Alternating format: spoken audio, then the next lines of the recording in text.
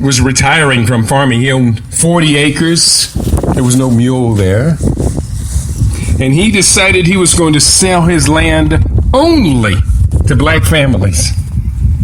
And 21 black families left Columbus and moved to the countryside. We crossed the county line and I grew up in a little place called Plain City. I don't know if any of you ever heard of Plain City. They do have 2 traffic lights now, I think. We grew up in an environment, 21 black families built brand new houses. On our block, we had almost every usable skill that you could imagine. Each family had children. Nearly all of them had children, as many as 8 children. And we grew up in an incredibly competitive environment right there on our block, in the middle of White Farm City and White Farm community. I went to high school at a place called Jonathan Alder. And since I graduated high school, I've been there only one time. I had no interest in returning to that past. But I can tell you this much. Growing up in an environment like that, which now has become the model for one of my books called Kujichagulia Villages, a practical plan for self-determination. That growing up in that environment was about as close as we could imagine at that time, under those circumstances, as being in Black Wall Street, Tulsa, Oklahoma, in the early part of the 19th century, where they had 600 viable businesses, where they had their own schools, their own historical black college and university. They had their own insurance companies. 6 of the residents owned airplanes. And in the 1920s, owning an airplane was almost the equivalent of owning a space rocket. And in the neighborhood we grew up in there, we didn't know white supremacy. Because everything we had, everything we did, all of our fathers and mothers were better than the whites in our environment. So how can you know white supremacy if everything you got is better than what the white people have?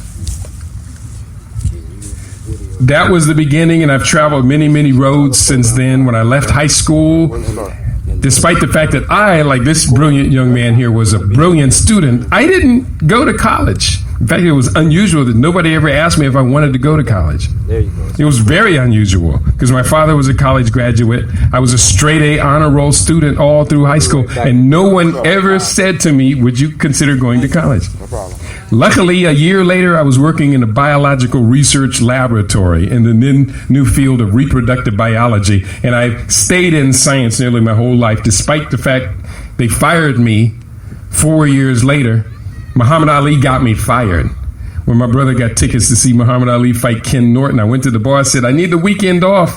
And the boss said, hey, I need the weekend off. I'm going bass fishing. I said, Muhammad Ali. He said, largemouth. So on Tuesday after the weekend, he called me into the office. I knew what was up. It was a good fight, too. He called me into the office. There were 7 of us in the laboratory. He says, there's not enough of us in the laboratory for 2 of us to have this attitude at the same time.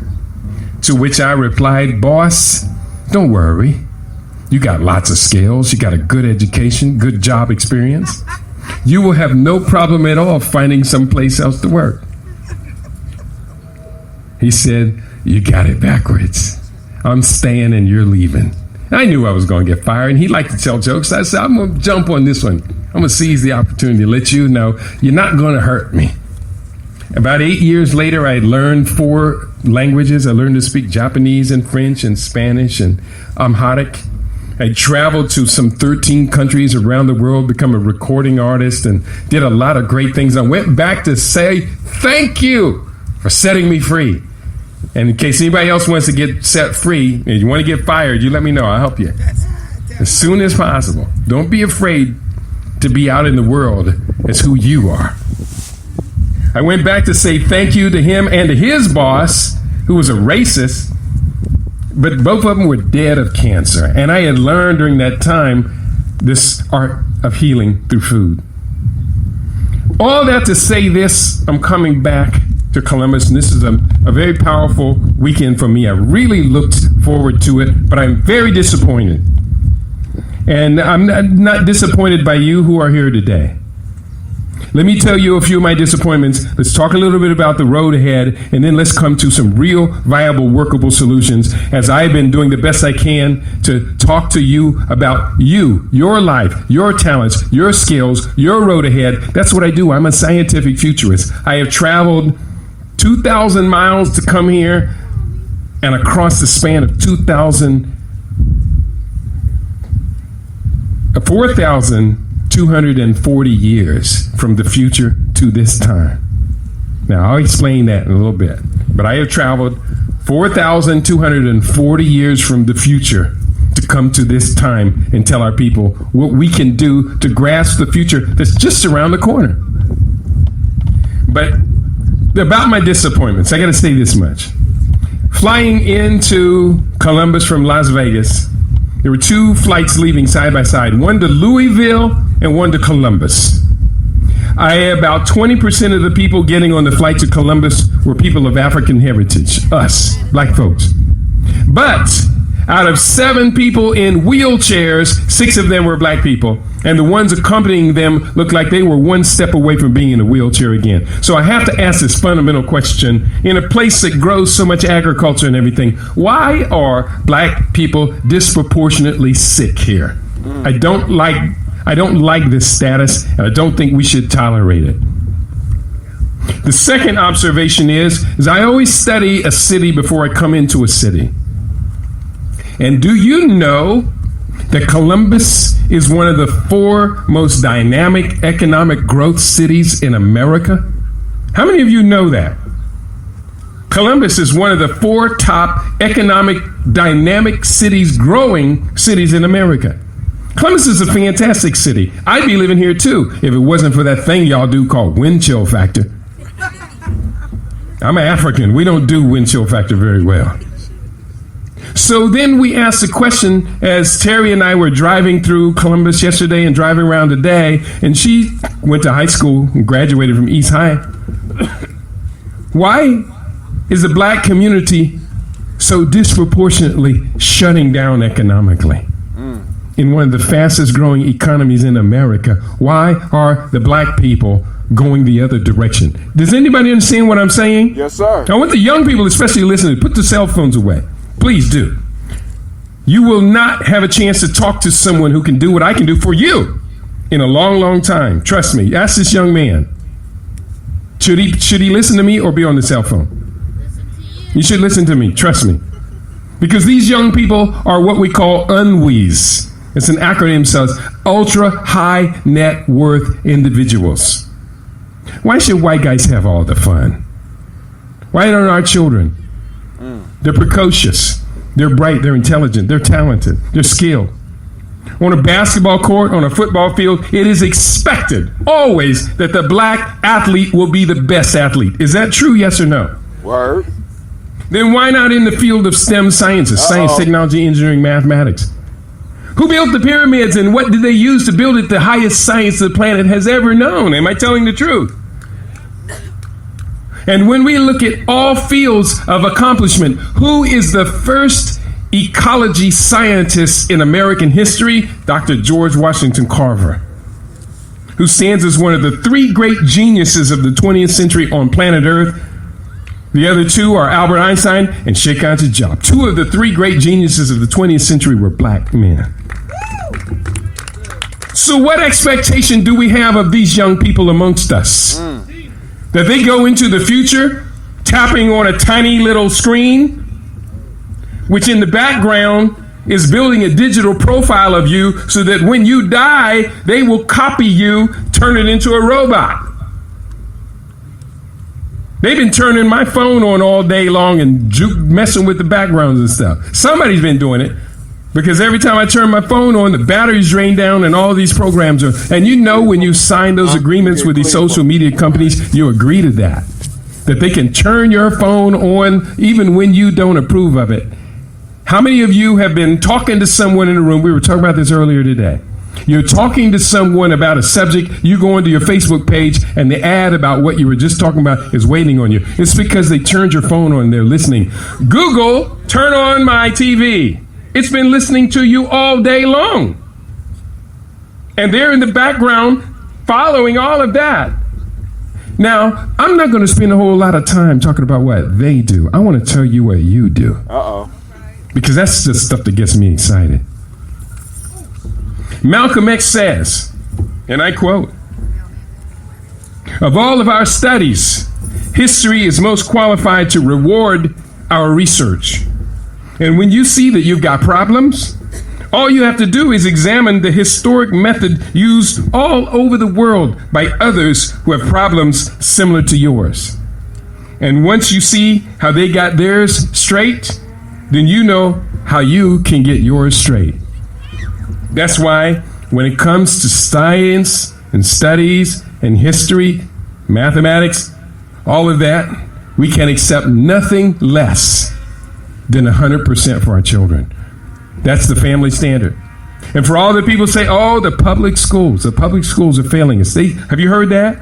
They say blame it on the public schools. Oh, it's the white teachers in the schools. They blame it on that, right? You heard that, right? Right. Then I ask this question. If that is the case, and if it is as absolute as you claim it to be, then why? When we used to go, we raised 3 daughters. We went to every honor roll celebration through every one of the years. Why? Because we had a standard in our family. Our children were always honor roll. How come the only black boys I would see at the honor roll ceremonies were from immigrant families? They come from Ethiopia, Ghana, Sierra Leone, Liberia, Nigeria, and other countries. Many times English is a second language, but they're honor roll students in the same schools that we say are failing us. It's not the schools, it's the culture that embraces the family. Say that again. That's right. And we know now that culture is the fabric that serves as foundation for winners, as well as culture serves as a foundation for losers. That's word. And what did Mudaburuka say?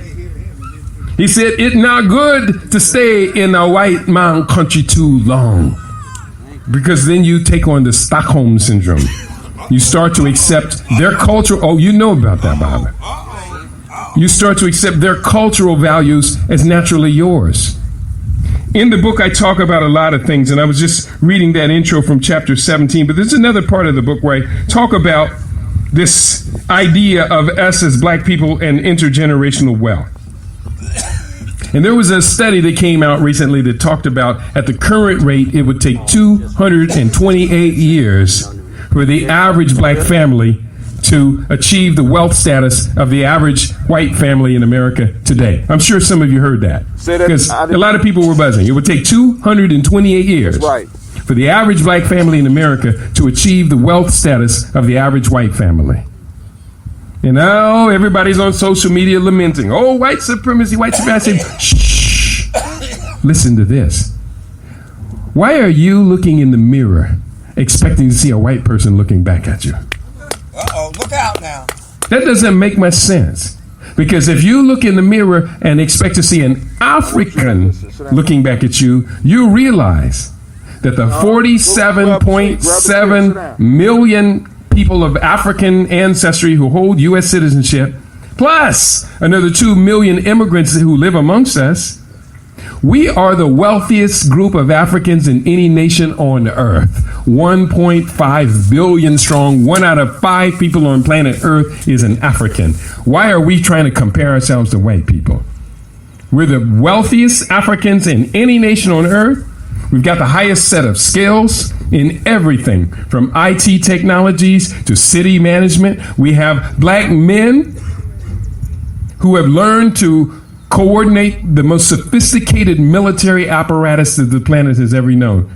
People like Colin Powell could coordinate a military that could simultaneously launch an attack by air, sea, ground, and now cyber. We got people who know how to build bridges, who do water engineering, whether it be sanitation or water purification. My twin brother was in the aerospace industry, contracted over $1 billion worth of technology through diversity contracting, which means he empowered black engineers and scientists for the space station. So don't limit yourself. In fact, realize you have the greatest advantage on the planet because you are African. So I'm just going to give you a few excerpts from my latest book called The Repair Ring. How many of us know about reparations? Raise your hand if you know about reparations. All right. You know about reparations. Somebody, and if you heard this from me yesterday, we had a great presentation. Don't answer. Let the others answer.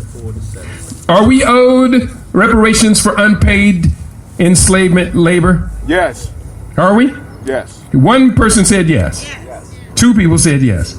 We should have all hollered simultaneously. Yes. How much do they owe us? Trillions. He said trillions. Is that 2 trillion or 87 trillion? 87. As high as trillion you can. 100 trillion. How do you calculate that? I don't know. How much do they owe us? You go into court, you're suing somebody for damages. The judge says, well, how much do you want? I want trillions. I want $2 quadrillion. The judge is going to usher you out of the courtroom as fast as they can get you out. Right. How about if you went into court, you're saying, during the period of enslavement in the United States, not the British colonies, the United States is founded in 1776. From 1776 until the Emancipation Proclamation, or the point where we began to emancipate ourselves, as a 5-year differential. So from 1776 to 1860, how many African people were enslaved in America? We want reparations for them, right? Word. Well, how many of them are we asking for compensation for? 100 million. Well, 13.5 million. That's a median between a low of 12 million and a high of 15 million. So I use the median number, 13.5 million. They were enslaved nearly all of their lives. Average life. What was the average life expectancy of a slave in America at that time? no, about 30. 30 years. You're right on. The average life expectancy for all Americans was 36. Ours was 30 at the time. And in today's dollars, when someone's released from being imprisoned Unjustly. they compensate them about the tune of about $30,000 per year. Sometimes more, sometimes less. That's about a good average, okay? So here we have this period, 86 years. How many were enslaved? 13.5. 13.5 million. Thank you, Baba. At $30,000 per year for 30 years, that's $900,000 for a lifetime of enslavement per person. That's a very conservative figure. Is that in those years' dollars? I'm using these years' dollars in terms so we can understand compensate. It's the same dollar, but just a different reference point. Right. Because I thought long and hard about that. So here's the deal. You have 156 years of unpaid debt interest. Because if you owe a debt and you don't pay it, what do? They charge you interest. Yes, they do. So at a meager 5% interest, which is probably a lot less than they charge us on unpaid debt nowadays, this person whose body has produced $900,000 worth of labor, uncompensated labor commerce for America, is now worth $1.812 billion per person times 13.5 million people comes to how much do you owe us for unpaid labor? $24.57 trillion. And it's still accumulating interest at 5% per year. I love that interest. That's right. So now we have to ask the question, can they pay that? No, they cannot. But where is the money is the more important question. Who built the wealth of the Western Hemisphere? We did. Black labor. Is that true, yes or no? Yes, sir.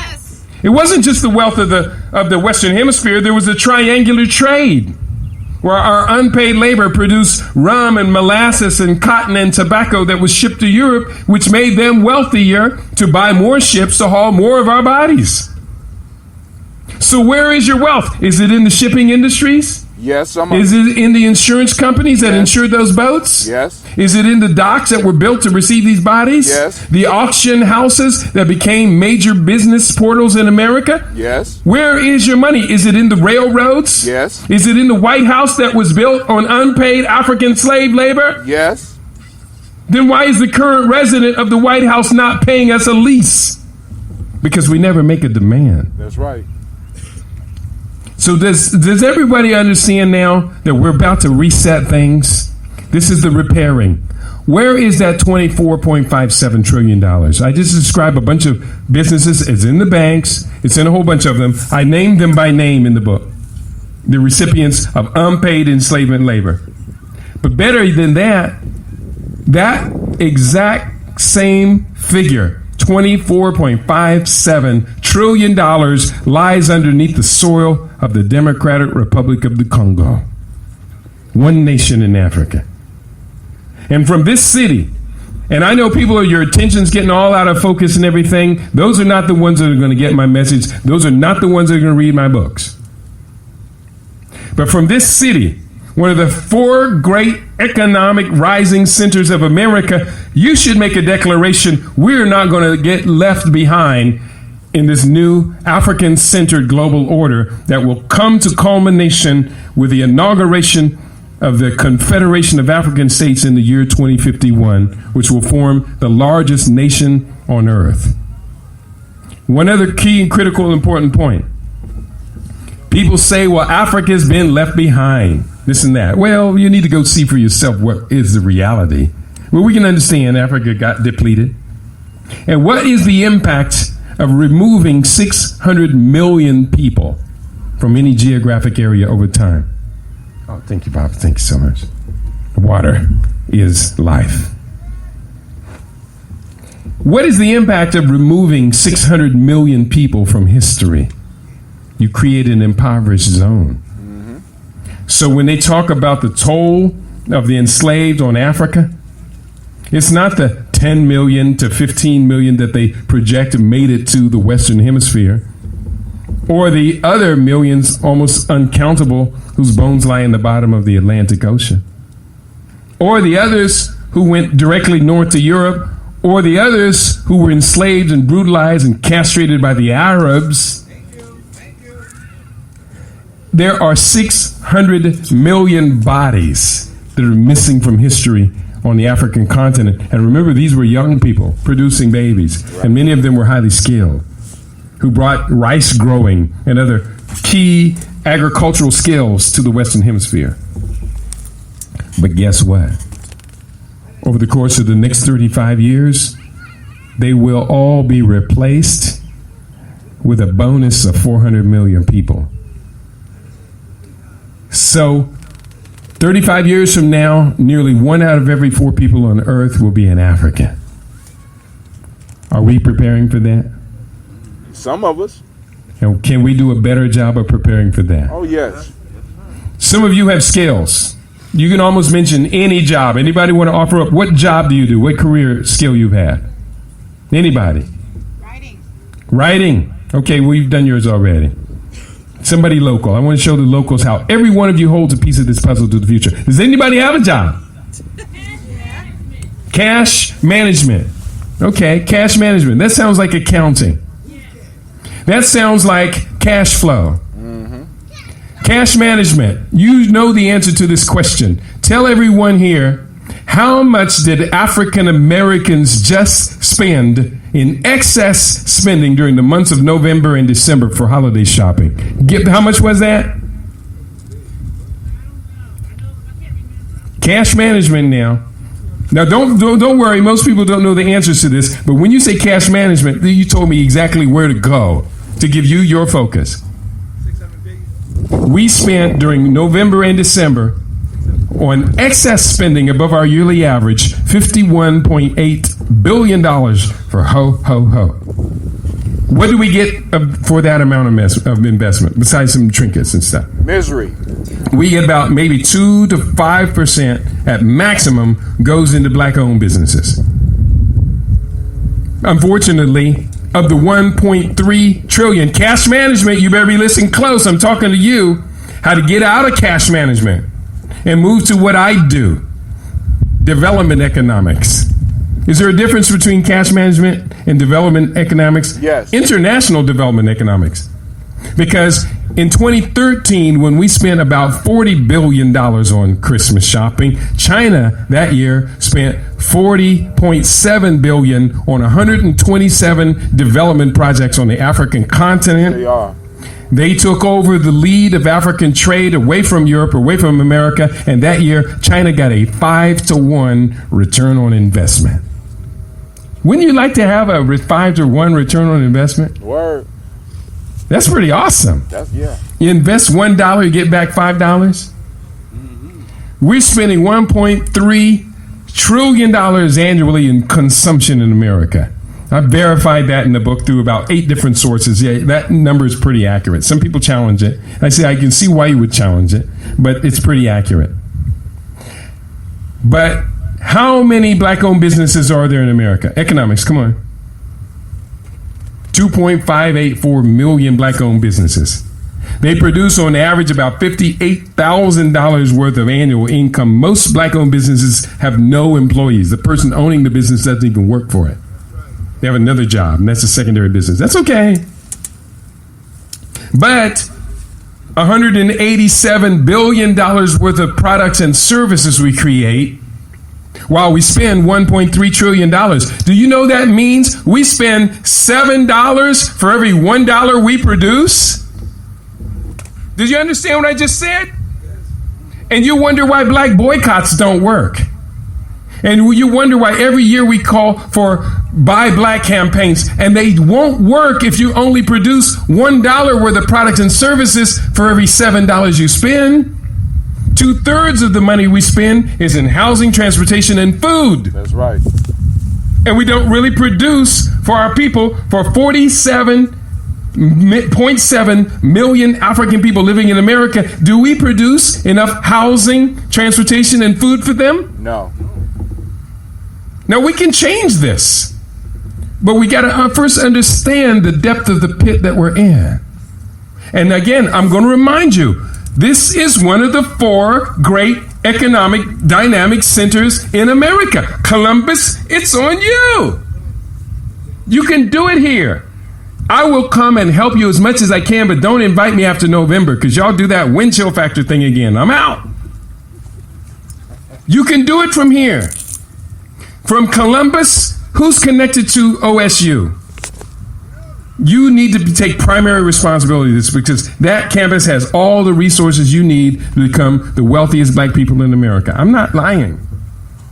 I go to Emory, I go to Johns Hopkins, I go to UCLA, I go to USC, and I talk to the people about why not use these great college campuses to do greatness, to impact the world, create wealth. Have them pay for your trips to Africa every year. They got money for doing that. Do you believe that? Yes, I do. They do. I've been to Africa 7 times. I only pay for 1 trip. And if I lived here, I'd find a way to have OSU pay for my trips to Africa. But you have to make yourself valuable. So I want to just give you a couple of points here. I mean, this book is awesome. I read this book on the air, the entire book. This is maybe the first time it's ever been done that an author of a book, and this is my tour de force, this is the biggest, most impactful book I've ever written, that the author of a book reads the book on the air while writing each chapter. And I had the most wonderful time, and the people confirmed every week. They said, man, that book is going to be awesome. And I said, I'm glad you agree, because I'm trying to put everything I can into this one book. I want to share with you a couple of things. First, let's talk about chapter 5. I just read the introduction from chapter 5, that quote from Malcolm X. Chapter 5 deals with replicable models and historical precedents. Because when we talk about the reality in 35 years of the great Swahili Empire, the greatest empire in world history, some people can't fathom that. I said, well, just check the historical record. Because from the beginning of civilization history, where were some of the greatest civilizations in world history? What were some of them? Mali, Songhai, Ghana, Zimbabwe, the greatest of them all, Egypt, Kemet.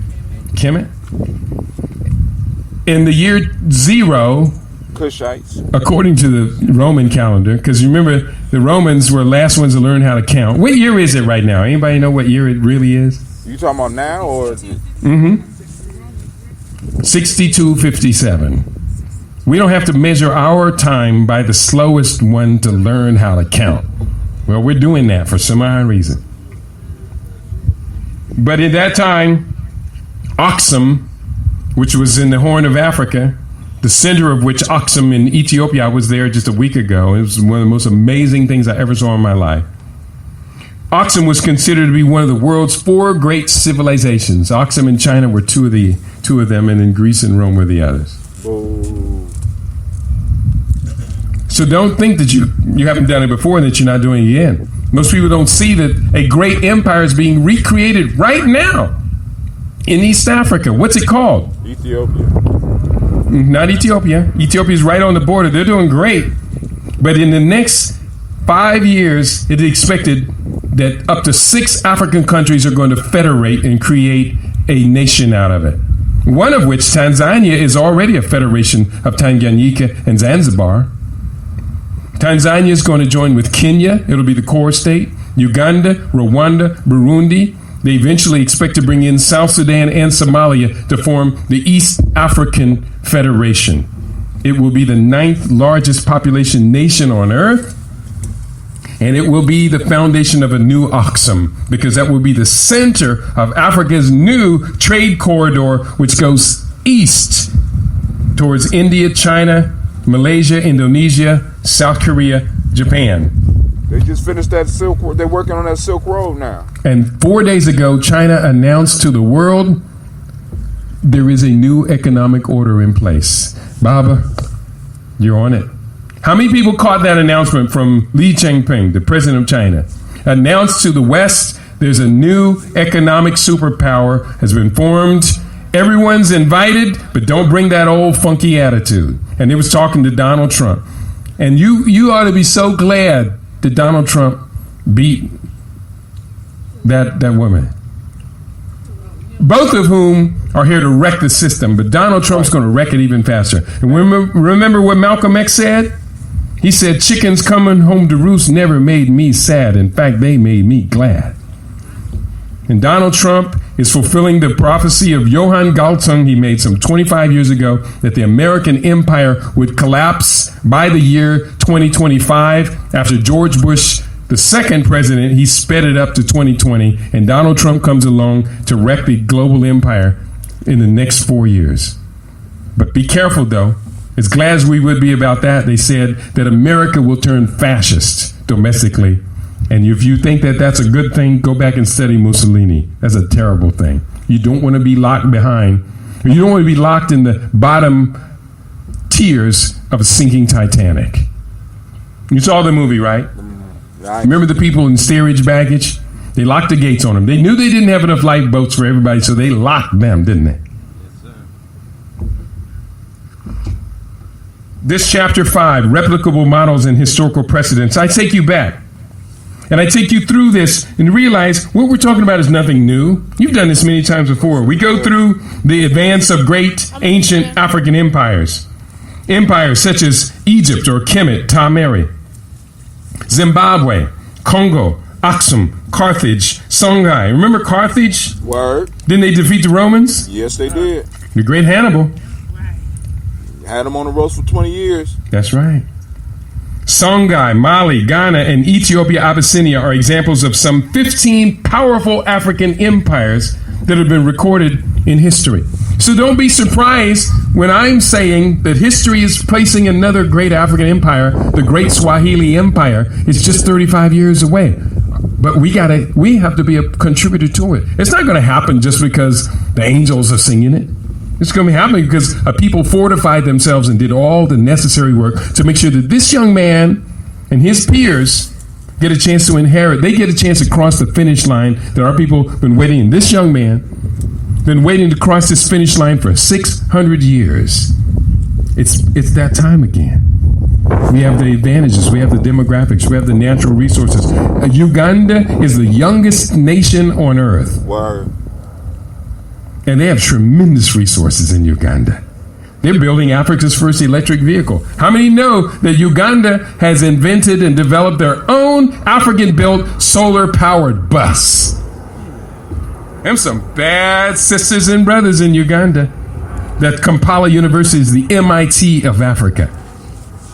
You have to study MIT to realize. Does anybody know what MIT stands for? Massachusetts Institute of Technology. Man, you know all the answers. Why aren't you standing up here next to me, Bob?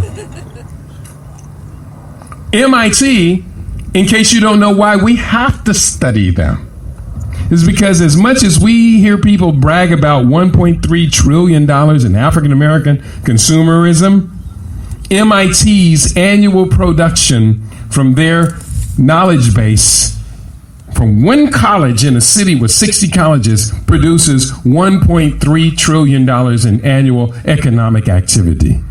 One university. That's worthy of being studied, isn't it? Word. Especially when an African nation, Uganda, calls Kampala, the capital, Makerere University, is called the MIT of Africa, then we at least better know what MIT is and then participate in what they have to do. I want to share with you. We talk about the post-enslavement Reconstruction era. Is that in the 28 years after our people were freed, quote unquote, from enslavement, they did the most remarkable accomplishments you could ever imagine. You know, the land that the formerly enslaved acquired during that period was 6 times greater than the amount of land our people have now. We have lost 85% of our land since the end of the Reconstruction period, trying to assimilate, trying to be like Mikey and Becky. We can do better than that. We talk about the race first, Marcus Garvey and the UNIA. Look at the remarkable accomplishment they did. As much as we think we're unorganized, they had to organize out of the Jim Crow period. And Marcus Garvey didn't have the internet. He didn't have a mobile phone. He had a printing press, the state-of-the-art of communications at the time. And he laid down the rules. He laid down a course of leadership to train us to do even better. Why are we falling off the edge economically in Columbus, Ohio? Why? The culture. Why? The culture. The culture and the leadership. Now, I don't mean to be divisive, but something happened earlier today that several people heard me complain about. Our brothers and sisters in the Nation of Islam, any of them still here? They all came, did their presentation, and in one big mass, a group turned around and got as far away from us as they possibly could. Why do we tolerate that? If I had seen them marching out, I would have went and say, wait. I came of thousands of miles, 30 books, to hear you in your presentation. I heard it. Why do you think that you have no obligation to listen to what I have to say? Why do we tolerate this behavior of this group? We love the group. The group is doing great things. It's done great things. But the leadership has to understand certain behaviors are not approved by the elders. And when our behaviors are approved of by the wise and esteemed elders, then we do better. Am I telling the truth? Well, I don't mean to be stepping on people's toes. I say this to them directly. I say, why do you do this? Every time I go to an event and you're there, we all embrace and we welcome you, we invite you, but as soon as you finish, you all in one group, it's like they're showing off. We all leaving together. I don't think we should tolerate that. We can do better than that.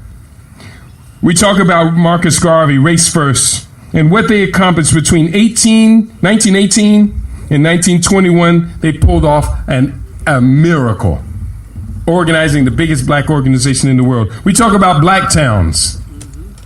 How many black towns were created between 1820 and 1920 in America, Canada, and Mexico? Anybody want to take a guess? 87,000. Some 200. At least 100 black towns created in America. People talk about Tulsa and Rosewood. Like they're the only one. And they talk about them like they're the only ones. And what is the first thing they always say about Tulsa and Rosewood? Oh, the white folks burned it down. They tore it up. And so when we're talking about building Kujichagulia villages at this time with the resources we already have, and we've been working on 4 of them in the United States since 2008, people say, oh, the white folks just go and come and tear it down. I said, but wait a minute. How many black towns were there in America? At least 100. How many were burned down and destroyed? People only know 2. Well, I know of 4. They forget Colfax and Port Clinton. So wait a minute. If you build 100 and they destroy 4, that's a ratio of 24 successes to 1 failure. And then even when they talk about the destruction of Tulsa, which happened in May 1921, they forget to tell the other part of the story, that within 5 years, the blacks had rebuilt it all. Isn't that an important part of the story? Isn't that, can you hear me? I don't know if people can hear me because everyone's fading away. Yes, sir. Is that an important part of the story to remember that 5 years after the destruction of Tulsa, they rebuilt it all? Yes, sir. That is the story. That's the best part of the story. So we've got to tell the whole story. Let me read to you from the book. We talk about black towns and the formulation of all these black towns. The first American black town is regarded to be New Philadelphia, Illinois, founded in 1835 by an ex-Kentucky slave named Free Frank McWhorter. Free Frank McWhorter. That's a name all of us know, right? Or never heard it before. And then we go on. We formed these towns all across America and Canada. And the first one was settled in Canada. Boley, which still exists today, was settled in 1903 by Africans who were formerly enslaved by the Creek Indians. That was formed in the Oklahoma territories, where we formed 23 black towns in the Oklahoma territories and only remember the one that was destroyed and then forget to remember that it was rebuilt. And then we talk about Black Wall Street. Can I read to you a little bit from the book? What? I'm going to read you 3 paragraphs about Black Wall Street. The tremendous success of the Greenwood community was a consequence of 2 visionary land developers who invested in the area between 1896 and 1906, O.W. Gurley and J.B. Stratford. Both acquired large tracts of land with the specific aim of selling lots only to blacks. That sounds like where I grew up. Had a large tract of land and he only sold the land to black people. As well, both entrepreneurs built several businesses themselves and grew wealthy, serving the rapidly developing community. The cumulative wealth of Greenwood residents was celebrated across the country, with such notables as Booker T. Washington constantly holding it up as a model of what black self-sufficiency could accomplish. To be a resident of Greenwood at that time was to know a great deal of pride, dignity, and self-esteem, as its residents dressed in fine garments. I'm looking around at y'all today. Y'all dress in fine garments. And had all the basic and luxurious needs catered to by people who looked like them and shared the same cultural values. One section of the area contained an expansive row of fine homes occupied by the district's successful physicians, attorneys, land developers, and thriving entrepreneurs. Yet the most persisting memory of Black Wall Street is the tragic destruction which occurred between May 31st and June 1st, 1921, sparked by a rumor that a black shoe shiner, 19-year-old Dick Rowland, had made sexual overtures to a 17-year-old elevator operator. A savage militia was formed from those whites who, living south of the railroad tracks, dividing Tulsa into segregated enclaves, had long been jealous of how Little Africa, that's what they called it, the whites called it Little Africa, how Little Africa's residents seemingly flaunted their wealth and success. Within days, 35 square blocks were torched, over 6,000 blacks were arrested, and according to Maurice Willows, who directed Red Cross relief efforts, the death toll stood at about 300 persons, mostly black, but included some white casualties as well. Because we was fighting. You got to. We was fighting. When your back is up against the wall, brothers, do you have to scrap? Yes, you do. When your women and children are being threatened, brothers, fight. do you have to strap? Yes. 4 brothers said yes. I'm assuming the other brothers will follow you. That's usually how it happens. You have to lead. They don't know to follow if you're not leading. Tulsa law enforcement sided with the attacking racist mobs and was reported to have used airplanes to drop incendiary bombs on the district. It took calling out of the Tulsa National Guard by the governor to bring a conclusion to the pogrom, which destroyed the business district and residences of Greenwood. For many years, this terrible massacre was omitted from Oklahoma state and local records. It wasn't until February 2001 that a detailed report was finally released on the incident from the Oklahoma Commission to study the Tulsa race riot of 1921. Within 5 years, of the aftermath of the destruction of Black Wall Street, Greenwood was rebuilt into a thriving community again. Does that mean you could do that in Columbus? Word. Does that mean you could do that in Columbus? Word. It ain't too late. Money's flowing through this city in one of the top 5 current flows in America. So don't hold your heads down. Don't be ashamed. Hold your heads up high and be proud. Start telling your own story. Start telling your own history. And the renewed success of the area was severely impacted by the Great Depression, which began in 1929. So they had rebuilt it by 1926, but then the Depression comes and starts to attack it. The failure of the railroad line which serviced the area. Greenwood struggled on, but was further undermined by urban blight and population decline in the 1960s. The Greenwood lingered on until 1960s. Urban renewal efforts in the early 1970s dissected the area to build a highway loop around the downtown. Isn't that what they did? They broke up the black neighborhoods with urban highways. Right behind you. They did that same thing here, didn't they? Yep. They did it all across America. And I have in the book a quotation from a white former government official who admits that that was what they intended to do. Word. His direct quote from him saying, we did that to break up the black neighborhoods, to cut off the economic competition. Because we came from the South to the North to industrialize. It was the black labor entering the labor market here that made America a powerful enough World War II manufacturing machine to come to dominate the world and take it away from the British Empire. That's black labor. So now we have to understand the road ahead, and that's what the book is about. Chapter 11, producing for group consumption. This is very important.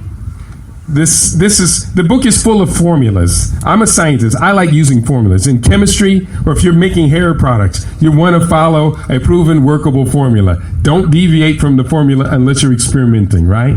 Right. So one of the most important formulas in the book is called the 6 Pillars of Empire.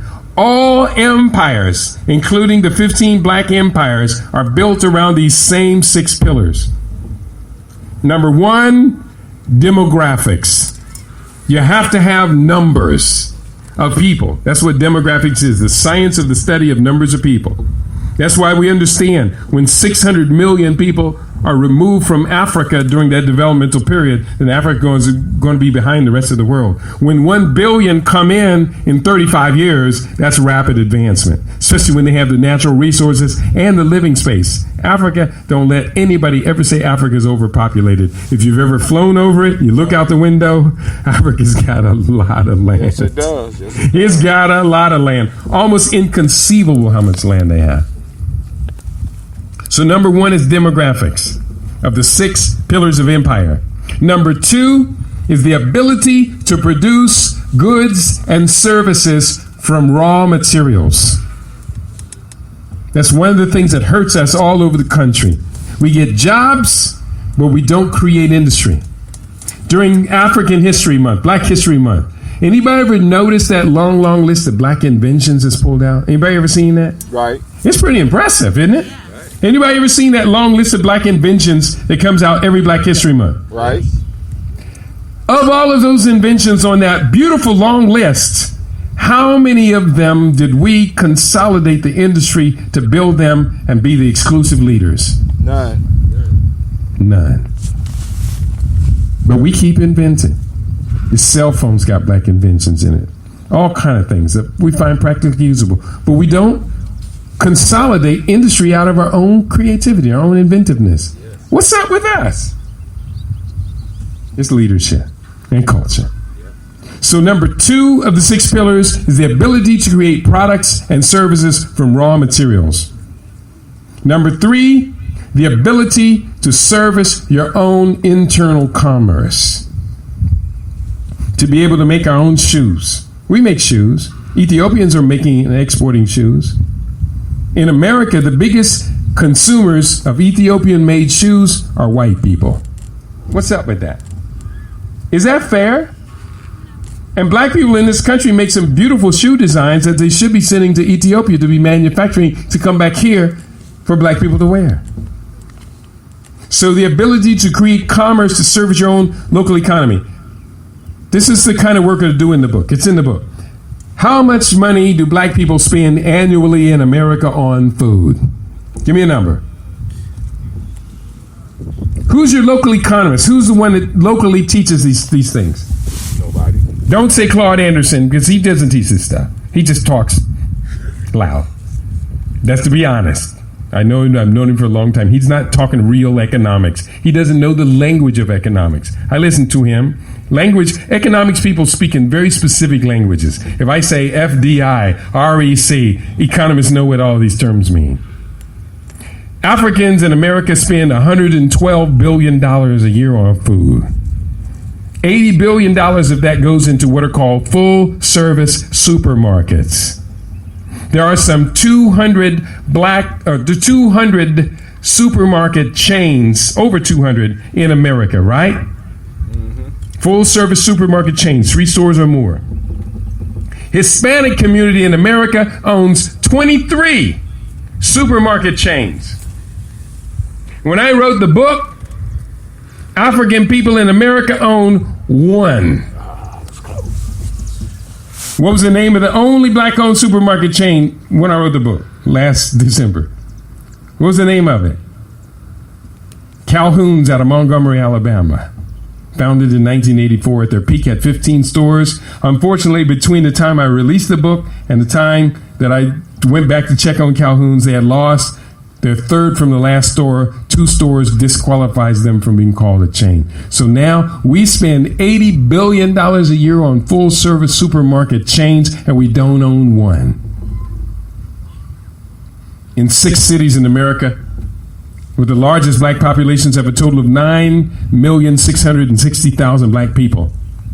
Using the model that Calhoun's has developed of 1 store servicing 43.1 thousand people per store, those 6 cities and 9 million people could have 223 grocery stores servicing them. We already spending the money. Why not own the grocery store chains? It makes perfect sense. Produce what you need. So that's number 3. Number 4 is produce surplus and use the surplus to trade to bring wealth into the group. That's why we don't have intergenerational wealth. We're not producing surplus to bring wealth in. We produce for our own needs, then we sell the surplus. Is that real complicated? No. I'm losing everybody's attention right now. So let me go to the last chapter of the book. Let me close this out and I'll wrap it. Finish, you go to 6. I've lost everybody's attention. You know, I traveled a long, long way. You don't know how long it takes to write these books. And then to come to the city of my birth and feel like I'm being rejected, it really hurts. It really hurts. When we can do so much, we can do better, so much. It's not about me, it's about we. And really it's about these young people. We know that, right? So I know this is tough. Economics, you're listening to my radio show. You think this is scientific. You ought to hear me on my radio show because I'm trying to teach myself every day. And people, they hear science and their eyes roll back in the back of their head. We built the pyramids using science that they still can't replicate. Why are we bored by science? Not all of us. We caught this young man today. I saw him as soon as he walked up. I know who he is. So if I had to come all this way just to capture 1, 2, 3, 4, 5 people with the health program or science or whatever, then it's a victory. Was it what I needed? No. I'll go back to Britain and they'll turn out in huge numbers. So what was number 1 of the 6 pillars of empire? Demographics. What was number 2? Products and services from raw materials. Right. Number 3, produce for internal commerce. Number 4, produce surplus for external trade and wealth accumulation. Number 5 of the 6 pillars is the ability to protect it all, security, as well as expand the living space as the group expands. That's part of security, is expand your living space. And number 6 of the 6 pillars of empire is to educate our youth to inherit, maintain, and continue to expand it. Every empire that's ever risen in history does that, and when any empire starts to fail at those, like America, they start to decline. And America is failing at that. America outsourced its industry to Asia and China for cheap labor so the wealthy at the top could make even more profits, separating themselves from the middle class who they put out of work. And now they got a revolution right around the door. American empire is in the 6th stage of what Carol Quigley called the 7 stages of civilization development. Stage 7 is collapse. Stage 6 is called degeneration. So we don't have the option. We cannot continue to tie our fate to the United States of America and to Anglo-American civilization. I'm going to go to the end of the book, and hopefully we'll have some Q&A, some questions and answers. I have at the end of the book, because the book comes out 1 month after the election. And of course, I had to finish the text before the election. And for me, the election didn't matter. The blue tie or the red tie. Both of them around their neck spell power. Around our neck is a lynching. Right? Right. Am I telling the truth? Because some of y'all look like he's going to say something bad about Hillary. I'm not even going to talk about Hillary. She doesn't figure in anything. We said 3 years ago on LIB Radio, we have a think tank. We have our own think tank going every week, free to us to listen to. Many of the people who listen to us are from other intelligence agencies, including foreign governments, actually listen to a black think tank every week on LIB Radio. It sounds crazy, but you know, we know this for some time. But the book was finished, and then I wrote this afterward, and I'll just share this. And then we have instructions, what to do next. I composed this brief addendum 1 week after the completion of the 2016 national elections with the stunning upset of the quote-unquote dark horse candidate Donald Trump over the media favorite Hillary Clinton. And one quick note, you know it was black folks that made Donald Trump's election possible. You know that, right? You don't know why? How? Because when Barack Obama was elected, you heard black scholars and people saying, well, now this lets little black children know that anyone could be president of the United States. You get it. You got it. Anyone. And that anyone included an orange man who doesn't know a whole lot about very much. So we got to be careful in the beginnings of the word. Don't pronounce words that allow stupid stuff to happen. Be very precise with your words. A side note. While I did my best to stay aloof from the election as it had deteriorated past the point of what many of us maintain as standard of civil engagement, there are some significant impacts on the national psyche, which have become evident in the days that have passed. Post-election stresses have exposed cracks in the foundation of American society in many areas. Large protest rallies against President-elect Trump have taken place in cities across the country. The corporate media led the nation astray in not being able to detect the level of grievance felt across the populace was as close to revolt as the Trump victory clearly indicates. That's all it really meant. The people are like on the verge of revolt. And their solution to that is give them some more food and some more drugs and some more TV, and they'll chill out for another 4 years. Let them eat cake. Let them eat cake.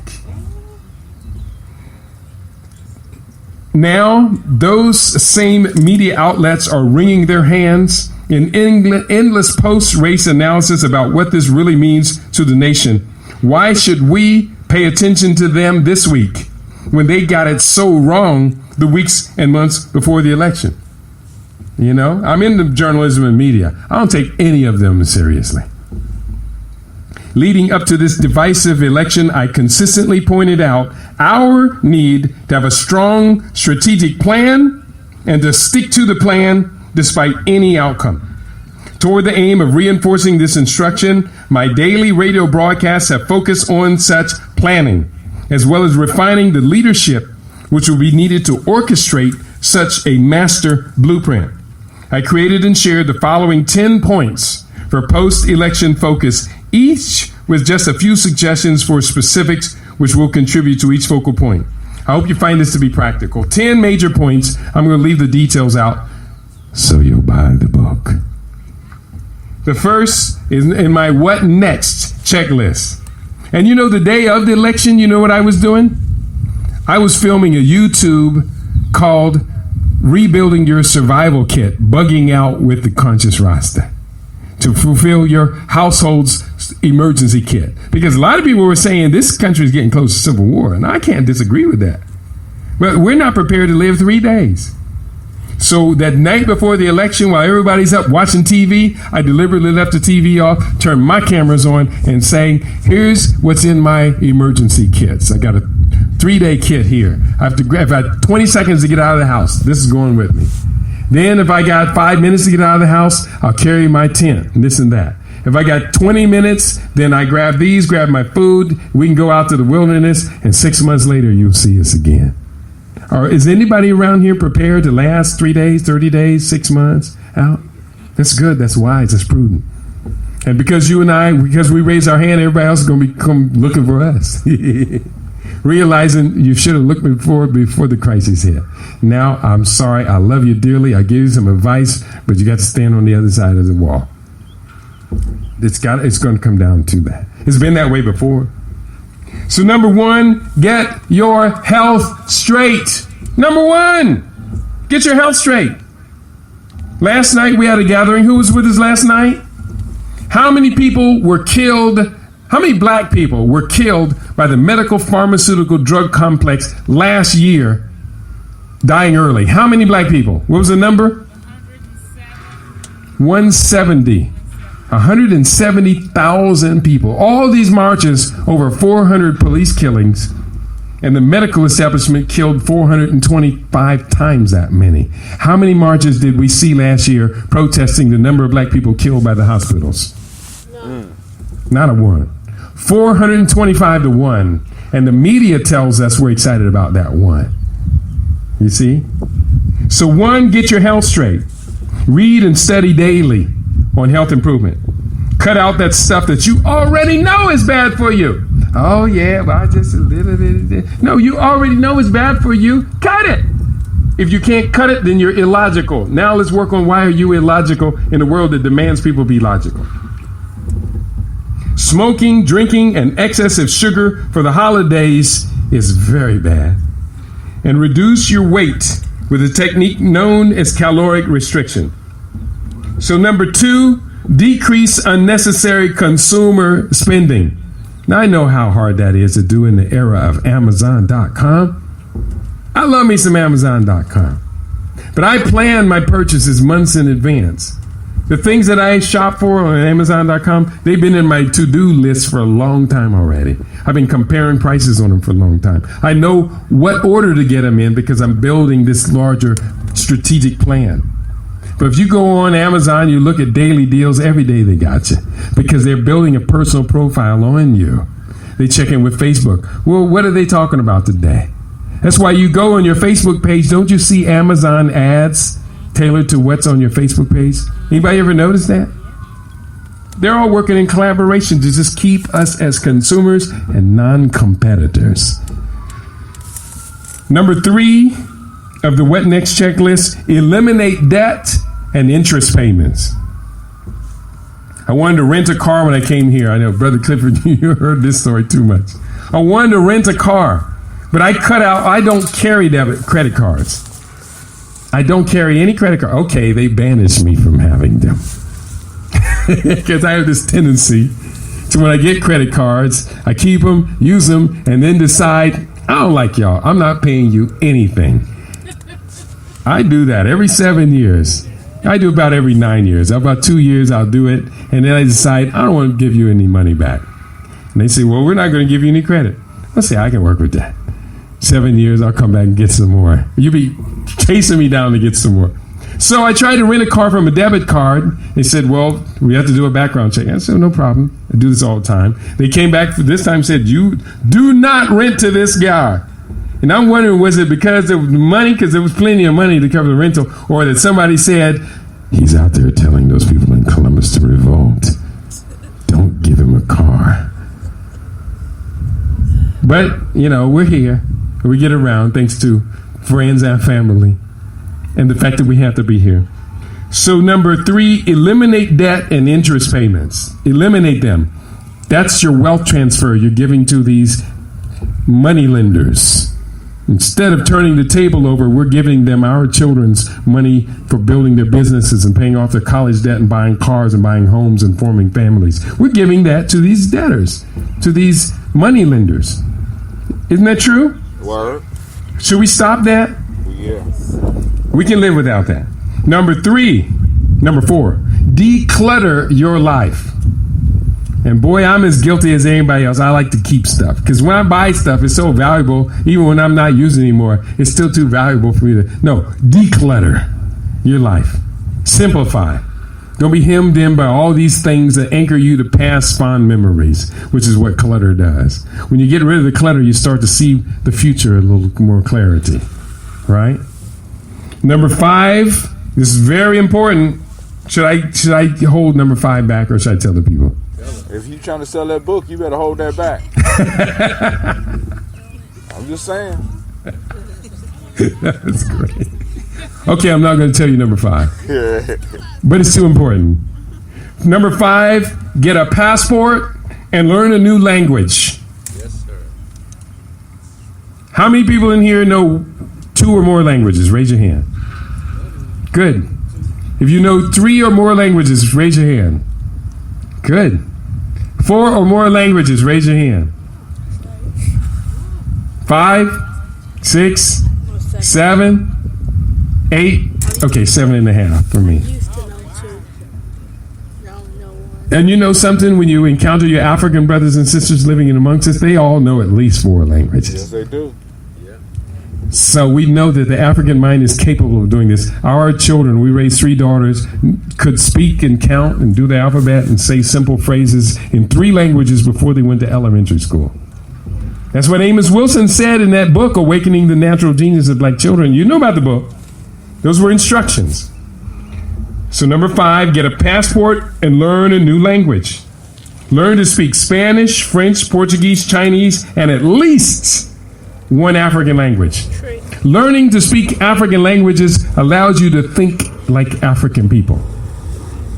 There's certain things in African languages that are hard to translate to English, because English itself is a real bad language. It's an amalgamation of Latin and French and German and whoever stomped on those people.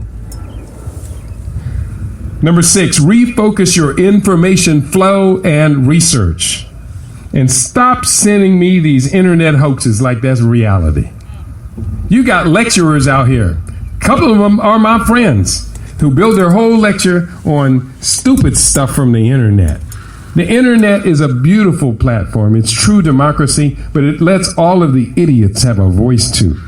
So they talk about 12-inch tall Africans living down in the middle of the earth, going through a porthole in Antarctica. They talk about we are so powerful we can walk through walls and this and that and elevate and levitate and send our brains across the universe. And most people don't even know what to eat. Including the people teaching all that stuff don't even know what to eat. Talk about all of these hoaxes and things. Refine your information sources. Find and join a study group or community development organization. Support at least one non-governmental organization that is legitimately engaged in developing our people. Number 8, identify family-held land and development investments. Most of us can trace our family back to the South. And most of us are unaware that mostly in the South right now, every month, we're losing about 50,000 acres of black-owned land. Many times because our grandmothers and grandfathers who inherited and built up that land pass it on to children who want to sell it, get a new car, and move to the city. And a lot of the land is in foreclosure courts and non-payment of taxes. And some of the land, I've seen this up close and personal. Our family members are off the land for so long that the adjacent farmer just picks the fence up and moves it 20 feet every 5 years or so. Did you hear what I said? Yes, sir. They just pick up the fence and move it into your land, and now your land becomes theirs. And the others, the young people coming back to the land, they don't know the difference. They don't go and check the land surveys and assessment and get somebody out there to precisely measure what are the coordinates of my land. And so after 2, 3, 4 generations of that, the whites got the land. That's going on, people. That's happening for real. Wealth transfer. We lost 85% of our land from some 19 million acres owned by black people at the end of Reconstruction. We got 3 million acres now, and we're losing 50,000 acres, as much of that every month. Is that acceptable to anybody? No, sir. Number 9. You're on the same page as me, aren't you? 309? Man, I'm taking him back to Las Vegas with me. 309. We are becoming increasingly transnational. What does that mean? To be functional outside of America. How many of us are functional in Jamaica? Jamaica is a dynamic country. Wonderful. Jamaica is supposed to be, John Henry Clark said, Jamaica is supposed to be the leader of black people in the Western Hemisphere. At least CARICOM. What does CARICOM stand for? How many nations are in CARICOM? See, we want reparations, but we can't make a demand through America, so we should be making our demand through the Caribbean community of nations, 17 nations. Trinidad, Tobago. Of all black nations on earth that have sovereign wealth funds, and we should have one too, but we're just spending our money on Christmas. Trinidad, Tobago has the second largest sovereign wealth fund of any black nation on earth. Why are we then not reaching out to the Trinidadians and the Tobagoans and saying, let's buy some skyscrapers in downtown Columbus?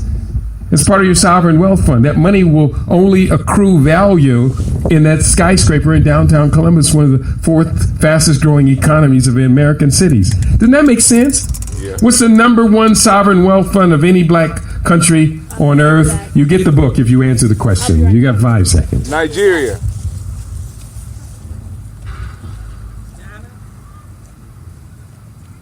Five seconds. Botswana. Botswana has no debt. Nigeria is, unfortunately, because of the downturn in oil prices, Nigeria has been backstepping when they should have, and Ghana, both of them should have diversified their economies when that oil money was flowing.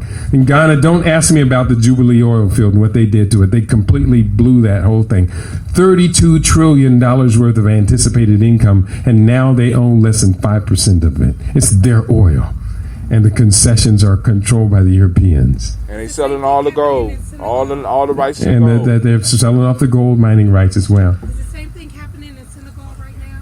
Senegal is going through some different changes. The French have introduced a whole nother set of colonial imposition in Africa. Senegal is in a good position, but as long as they keep following French people, they are not going to be able to fulfill their destiny. Senegal is a beautiful place.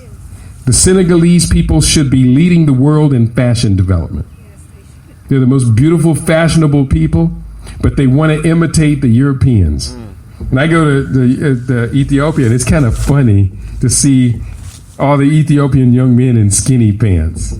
But it was funny for a few days, and then I realized the skinny pants were copied from them. The skinny pants were copied from the Ethiopians. Theirs have a little breech, like riding breeches. But that's where they got the idea of skinny pants from, copying us. Hip-hop, which comes out of us organically, is now a $500 billion global economy. And most of the money is being made outside of America on hip-hop. They call it K-pop now. But that's hip-hop. Well, we call it K-pop. And you can't stop us from calling it that because you didn't patent it.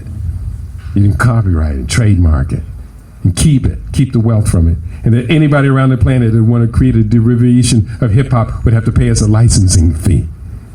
That's what Apple does. That's what transnational corporations do. So we're up to number 9, becoming increasingly transnational. A, pay attention to the news that affects our global population. B, stay aware of government plans that affect development and security within countries of our mutual heritage. Anybody can tell me what is the tripartite agreement? The tripartite agreement. Get the book for free. Come on, somebody answer this question. I want to give this book away. It's got my fingerprints all over it. Tripartite. The tripartite agreement is a new agreement between 26 African nations, primarily from the East African community, COMESA and SADC, 3 African regions. It incorporates 400 million people in 26 nations. It's a free trade zone inside of Africa. Why is China taking greater advantage of the AGOA Act and tripartite agreement than us? You go to the mall nowadays and you're buying one of those Armani suits, those Italian cut suits and everything. You know what I mean? Yeah. Those are expensive suits, aren't they? Do you know what? China is manufacturing those suits and they leave the buttons off. They take them to Italy, Armani and Giorgio and these other companies sew the buttons on and just a few little finishing and they sew a tag on. It comes to America through free trade zone or whatever and it's sold as Italian made suit. And you're paying premium price for a Chinese made suit that you could get for $70 in another place. They're doing the same thing through Ethiopia. They're sending suits into Ethiopia. Someone, a merchant from Ethiopia, told me that's exactly what their business is. They're getting these inexpensive suits, they finish them in Ethiopia, and then Chinese-made suits are imported into America tariff-free through the AGOA Act. African Growth and Opportunities Act. They watch it. They came by to hear it. They come a long way. I've had that happen before, but that's a top secret story. That's some security-related stuff there. So become increasingly transnational. Be honest. How many of you listening to me right now have within the last 3 months had someone from Africa, an immigrant into this country, into your home for dinner? Raise your hand. I live with one. There you go. You know, I saw Ethiopian brother this morning and I asked them everywhere I go. Because wherever I go to Africa, every time they've always invited us into their home. And I asked the Ethiopian brother this morning, he's been here 15 years, didn't he say? I asked him, how many times have African Americans invited you into your home, their home for dinner? You know what his answer was? None. None. That's not African hospitality. That's not. A guy was delivering something at Amazon at our doorway last week. And as he was walking way up, I said, oh, I know him. And I said, I'm a Siganalo. He turned around. What? Somebody said thank you to me in my language? And he came back. He said, where you learn that? And I said, oh, I studied a little bit of Amharic. I wish I knew much more. I said, indemnit. He answered me. I didn't know the answer, but he knew the answer. And so he said, well, why do you know all this? I says, guess where I'm going to be 5 days from now? At the invitation of Ethiopia Airlines. And so I asked him the same question I asked many of these people who deliver to our doorway. Would you like a glass of water? Most of the time they say, no, I have some water in the truck. You know what he said? Yes. He said, yes, I would like a glass of water. I said, would you like to come in? He said, yes. And he drank the glass of water. He probably had some water in his car. But why did he say yes? Because that's part of their culture. That's a part of our culture as African people. When someone comes to your home, as African people, you invite them in, you make them comfortable, you ask them, would you like a glass of water, some refreshments? If you have some snacks and things, you put them out. That's our way. So how can 2 million black people be in this country now living in amongst us and we don't have them in our homes for dinner? What's up? Is that their fault or our fault? That's us. And that those ones who are coming over here represent the best educated class of immigrants of all immigrants in America. Yes, you have a question or comment? Yes, a comment. Yes. Because when a lot of them have been colonized and the media there makes them feel like the black people in America are the low-class citizens or the bottom of the barrel thieves. We just want to twerk and things like that. When they come here, they have a perception of us. That's It right. may not be true. And so That's true. They don't want to come to our house. They would rather go and mingle with the Europeans because they think that they're going to progress faster with associating with them than us. So it's not just us not opening our hearts to them, it's that their perception that they have of us, and also the perception that media puts of them to us, that they're all in jungles and riding lions in the middle of the street we have a perception also. So on both sides, there has to be communication developed so that we can know each other better and then have the African. Right. The only problem I have with what you just said, the only big problem I have with it, is that it requires the white man's changing of behaviors to change our status with our people. In my world, we write the white man completely out of the equation of African global unity. So how do I solve the problem? I go to where they are and I say, Indeminis. I say, Amsuganallah. I say, Salam. You got Ethiopian people everywhere you go across America. Go to the airport and say Salam. I told Terry's mother this morning. I said, when they come over here, when they open the door, say Salam. And she said, oh, no, I don't. And I said, no, really easy, Salam. And they're coming over for piano lessons. And she opened the door and she said, Salam. You should have seen everybody brighten up. They're there for us. They know they're us. They know we're them. You are right. We've allowed the liar to get in the middle of our relationship with our own people. You got black people on East Columbus hating against West Columbus and North Side, the suburbs from the inside. That's what they do. They're good at that. And if we continue to give them license to do that amongst our own family, then we are waiting for them to change until we can change. And we don't have time to wait on that. So I understand your point. Learn just a few greetings in Igbo or Swahili or Hausa or Amharic or Akwaba when you see Ghanaians. Anybody ever been to Ghana? You love that word. Akwaba. What does that mean? Hello. It means hello, welcome. Akwaba. That's easy to remember.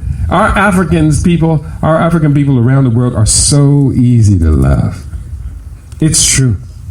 They are so easy to love, and they're so grateful. If you just offer them a glass of water, they really notice this. And they'll sit down in your home, and this guy was delivering. I know he had more deliveries to make, but we stayed together for 20 minutes. And I gave him my contact, and I say, if you're in my neighborhood and you would like to stop by my home, I'm a chef. I would like to prepare food for you and your family. And I go to the gas station. Terry can tell you, I go to the grocery store, and in the toilet paper aisle, someone asks which toilet paper is better, 1-ply, 2-ply, 3-ply, and 20, 30 minutes later, we're building a relationship right there in the aisle. It's our prerogative, if I could quote Bobby. So I understand the point you're making. I have the power to correct it. There is no white person in between my relationship with my African family. Is that a reasonable deal? Is that a new deal? You don't have a problem with that because you're frowning at me right now, as if I'm taking something away. I'm trying to give too. Okay.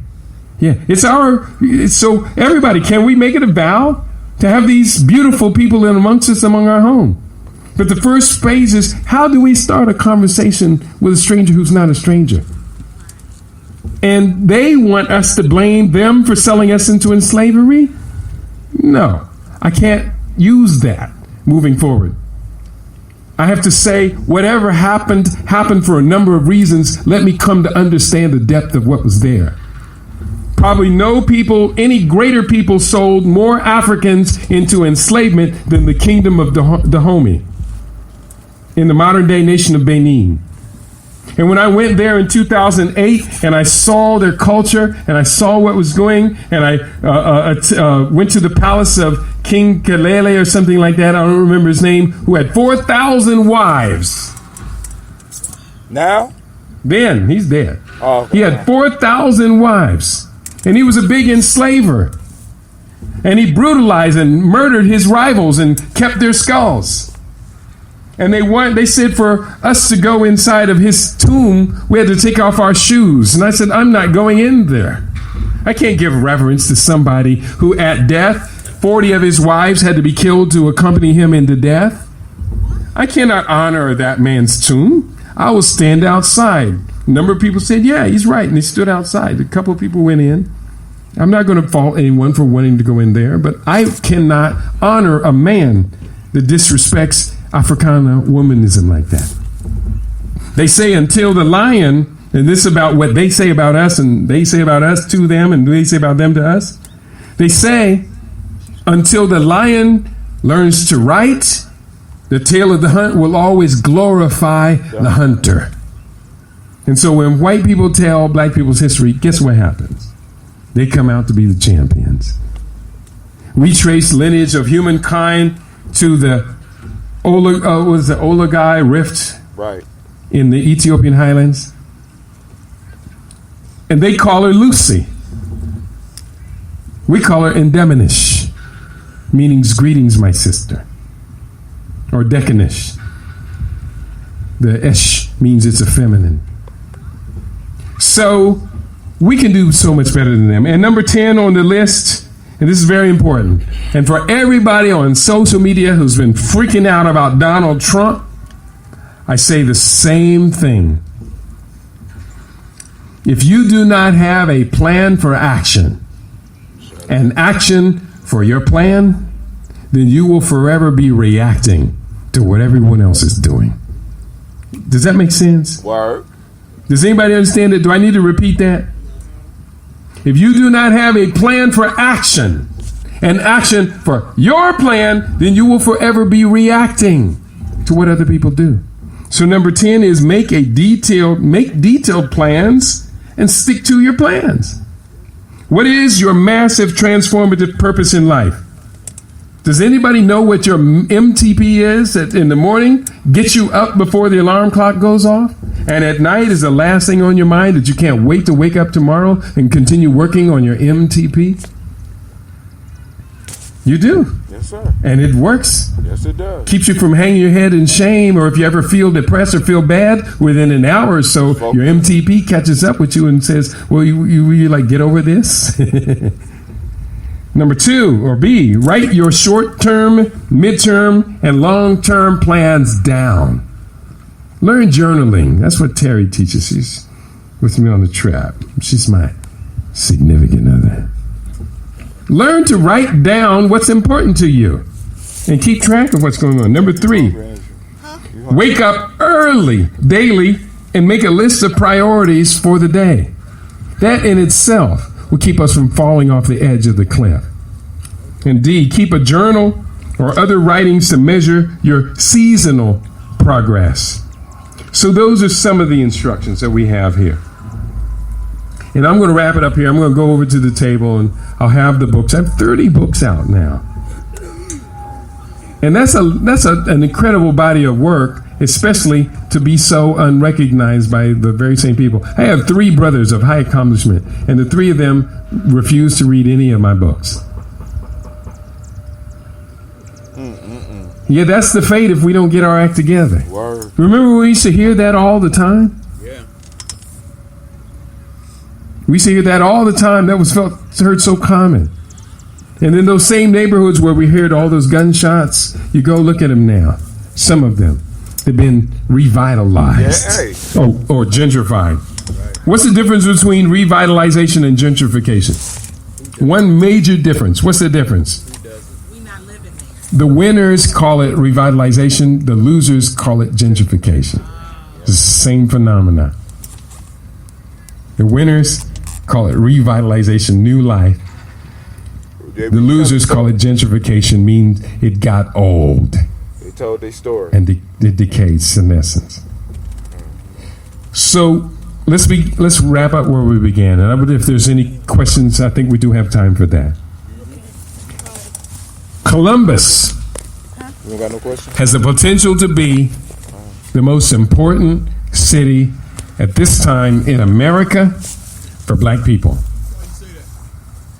Tell him why I said that. Somebody tell him why I said that. Because you said it's the fourth. Can you hear what he's saying? It's the fourth most dynamic economy in this country.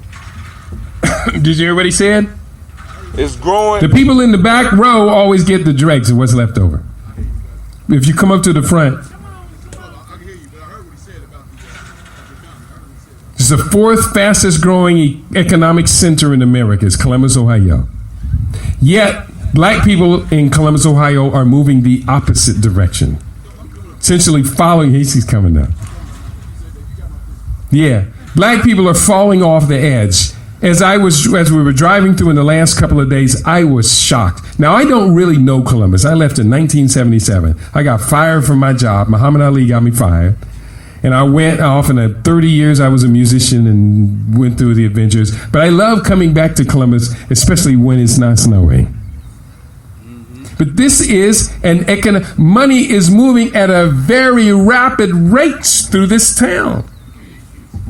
And what is being built here is one of the high-tech innovation clusters in America. And that is the future. That is the only way black people will save their urban neighborhoods, is what are called innovation zones. Economic innovation zones. You got to create these zones that will attract young college graduates at the beginning of their career to move to this neighborhood and buy homes. What's going to make them come in and buy homes? Inexpensive housing, security, job opportunity, high-speed internet access to shared work facilities. You got blocks where all the houses are being blocked up, right? Near universities, right? You know what's happening. You know what's happening. 4 years from now, you're going to see that same block, and it's going to look like spanking new. It's going to be revitalized. Who will be doing it? Oh, the winners. The winners. That's right. We got 4 years. That could be us. That's right. So let me begin to wrap, and hopefully we'll have time for a few questions and comments. So what we need to do, and I have it in the book, and then my next book, after, I have one coming out this month, and then later, I'd usually do one health book and then one futurist book, empowerment book a year. And the next book will be called Dreaming Out Loud. Because a lot of us have powerful dreams, but we keep them suppressed. Well, somebody's going to steal my idea. No, dream out loud. So other people who can help you will be attracted to you to help. We're doing the exact opposite of what we're supposed to be doing. Now, if you're going to be dreaming out loud with a proprietary idea, then trademark it, copyright it, secure it. So if somebody else does build it, say, thanks. Oh, you made how many millions? Great. Here's my lawyer's number. They'll be contacting you briefly about my licensing fee for what you've developed from my copyrighted trademark strategic plan. We can do that. Not only that, but black people in America, including Columbus, have access to the U.S. Patent Office, and everywhere around the planet, they're looking for what is being patented in America. Why aren't you and I the ones taking U.S. technology transfer to African countries? Why, when I go to Africa and Ghana and everywhere, do I see Chinese people building all the major infrastructure using Caterpillar machinery that's made right next door in Indiana? Why should the Chinese be importing American-made construction technology to Africa? Shouldn't we be doing that? Yes. And when we ship it over there, the cargo container comes back full of AGOA products for us to build up our economies. The shoes I'm wearing were made in China. That's unacceptable. I'll admit it. My shoes were made in China. That's unacceptable when the Ethiopians are making high-grade shoes that white people are paying $75 a pair for. Now, if I was importing those Ethiopian shoes, I could probably buy my own for $20, $30, or even less. Are we thinking this way? Or are we waiting for the man in the middle to tell us what to do? Last point I'll make. This is very important. Everybody talking about China and Africa. Oh, they're the new colonial power. Aren't they just doing what the white folks did to us? Everybody heard that? Yeah. Have you heard too much of that? It makes me sick to hear that. Because I studied China in Africa. From the first big investment of a copper mine in Zambia in 1975 for $150,000 that they bought after the IMF World Bank through structural adjustment program told President KK he needed to start selling off state assets. That's rather detailed economics work, right? A lot of these people out here purporting to talk economics, they don't know the details, which means they're just giving us headlines, making the presumptions. We're not slick enough to know that the details are missing from this plan. But we're talking about China right now, in Africa. And how much money did black people just spend in 2 months on Christmas shopping? Just this past November, December, how much did we spend? $51.7 billion. 51.8 billion. Very good. And the Chinese spent $54.6 billion last year on 147 development projects across Africa, including they've just initiated the first cross-continental highway from Luanda, Angola on the east, through the Tanga region of Tanzania on the west, where they're going to create a brand new city out of scratch. Brand new city for 200,000 people. They need an airport. Anybody here work at an airport? They need city planning. They need sewers. They need water. They need electrification. They need architecture. They need housing. They need hospitals. They need universities. They need schools. They need school teachers. They need everything that a brand new state-of-the-art modern city in the world needs. They're building. They're just breaking ground. That sounds great, doesn't it? 200,000 people, that's a lot of jobs.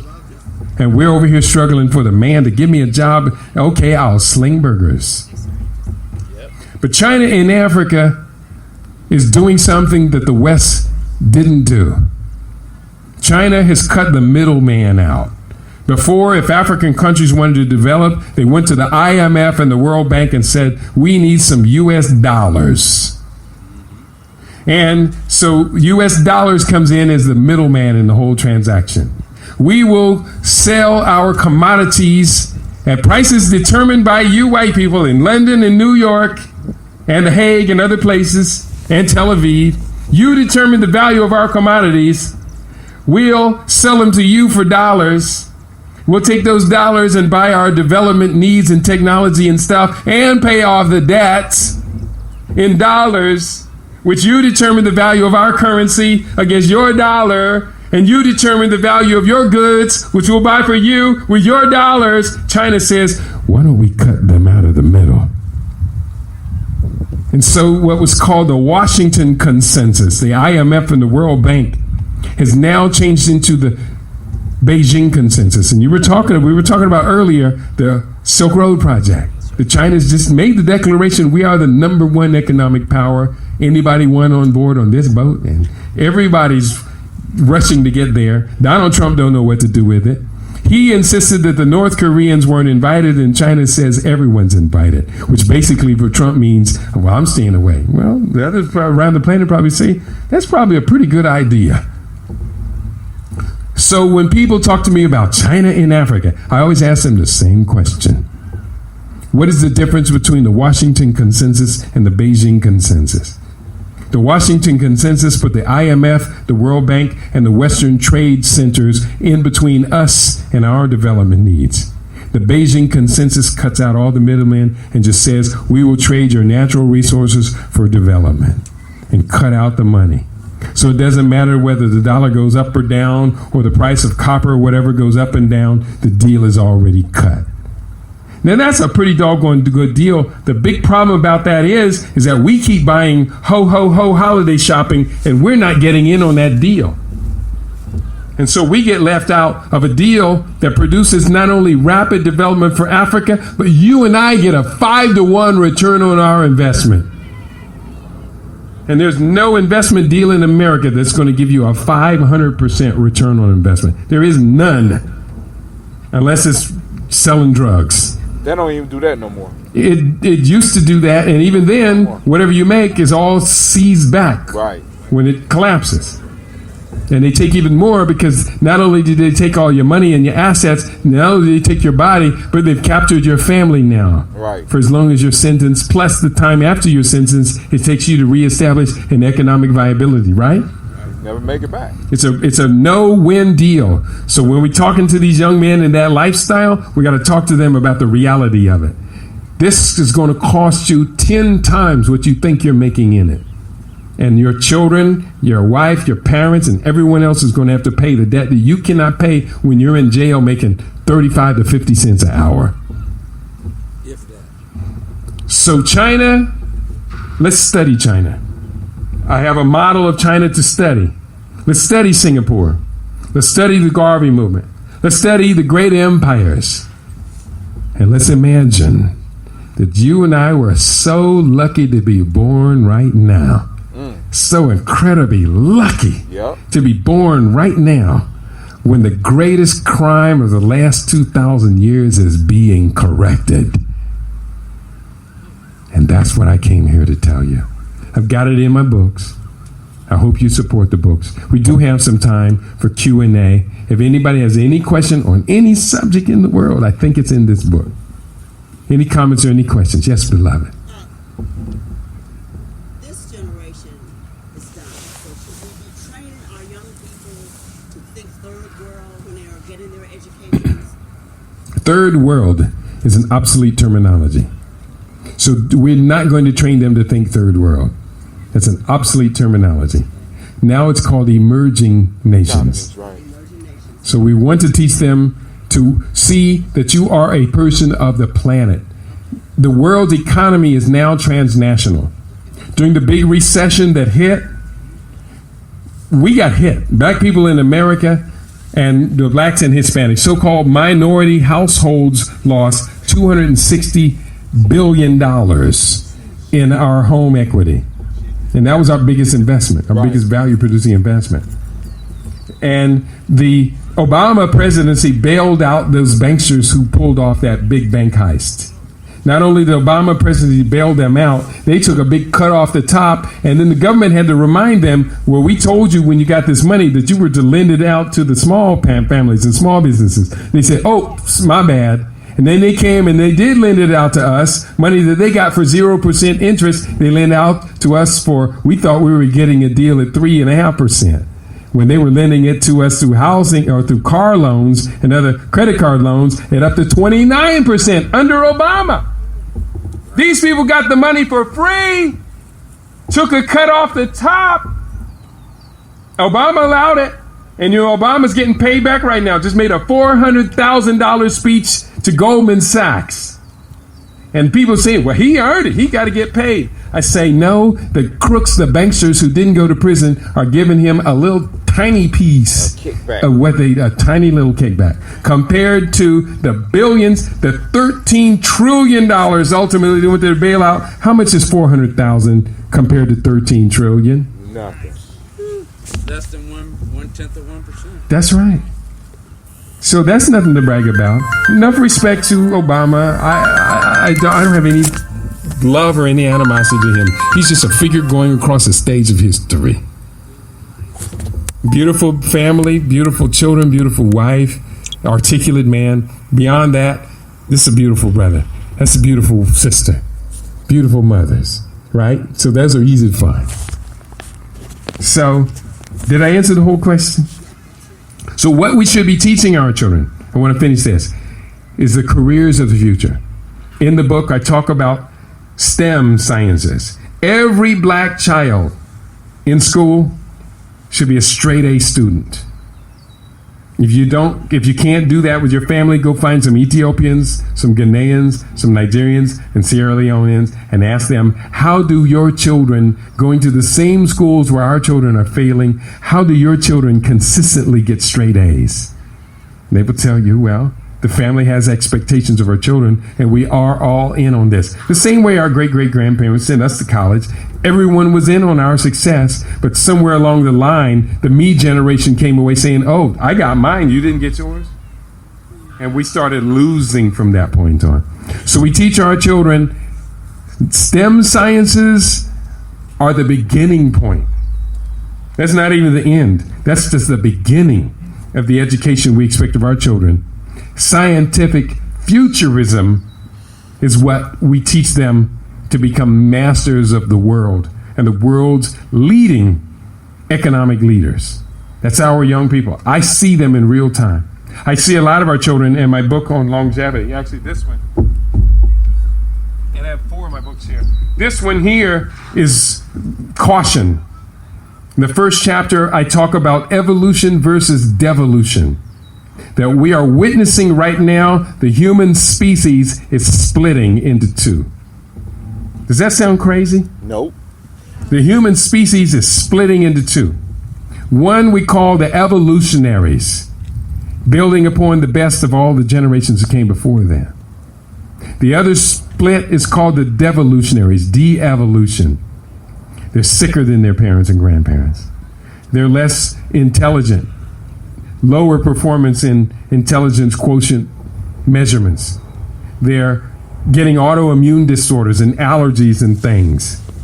De-evolving on a chromosomal level. Later in the appendixes, I lay out the case for the chromosomal basis. In appendix number 6 is entitled Notes on Devolution, DNA Methylation and Chromosomal Damage.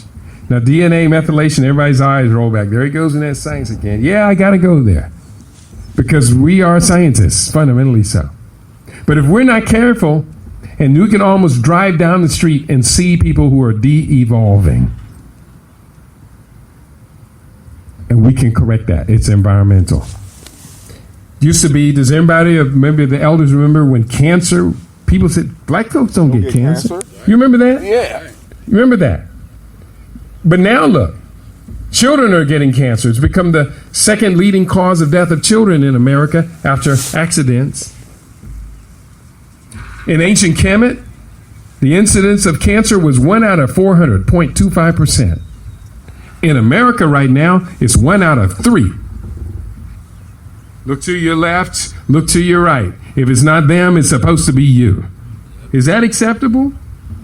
That's de-evolution in real time happening.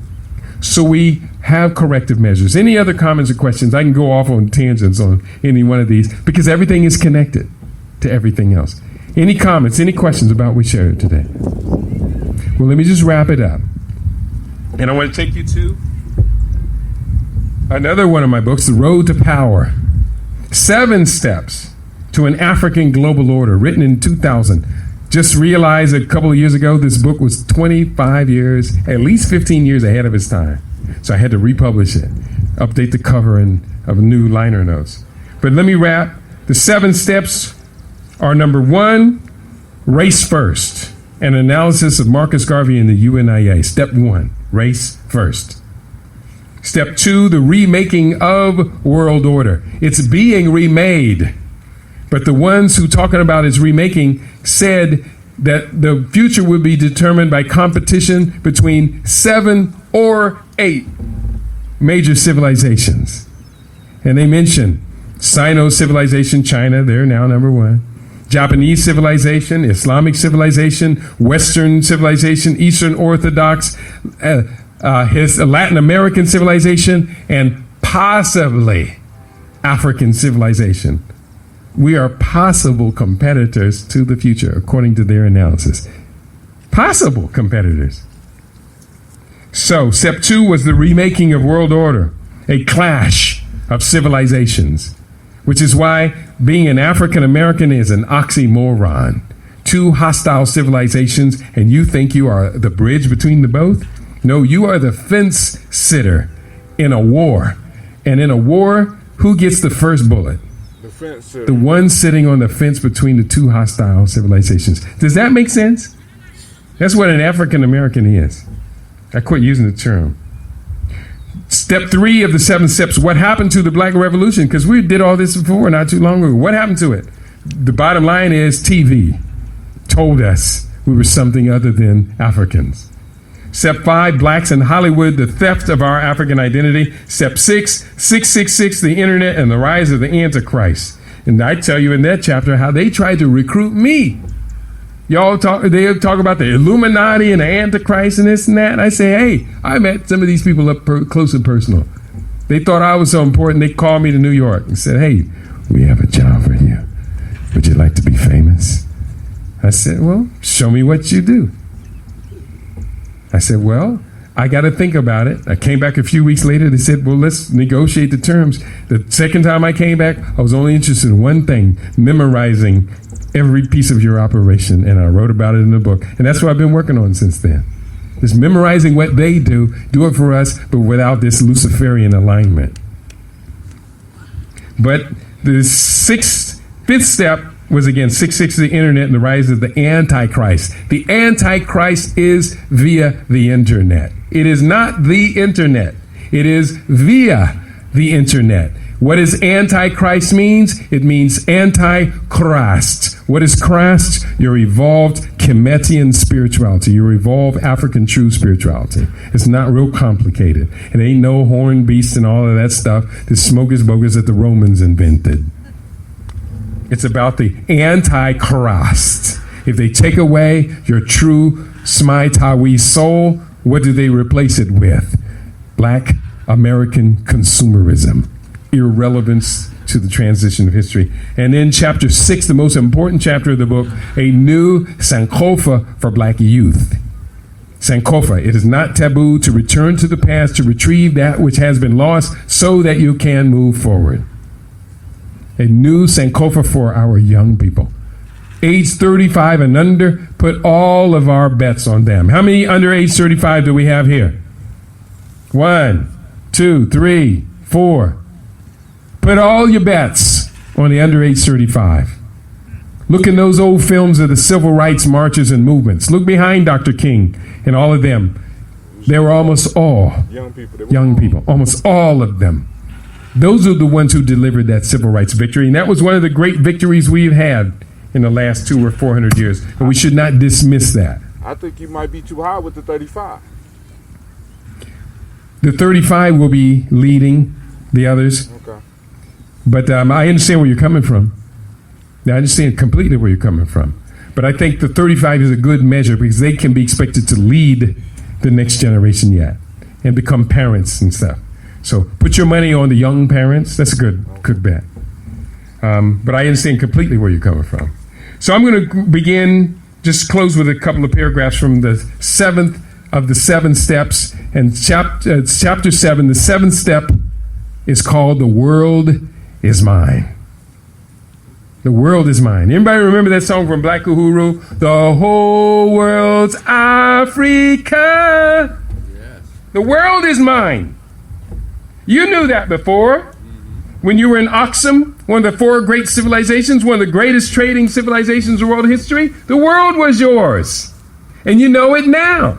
When you can get on your mobile phone and call your best friends in London and Central America and South America, and I can get online and I can talk to my brothers and sisters almost anywhere in Africa within a minute or so for almost no cost. The world is ours. During that Great Recession, that Great Depression, you notice that the transnational corporations didn't hiccup. You think Apple noticed that there was a depression that happened? Not at all. The world is our stage now. Can we accept that?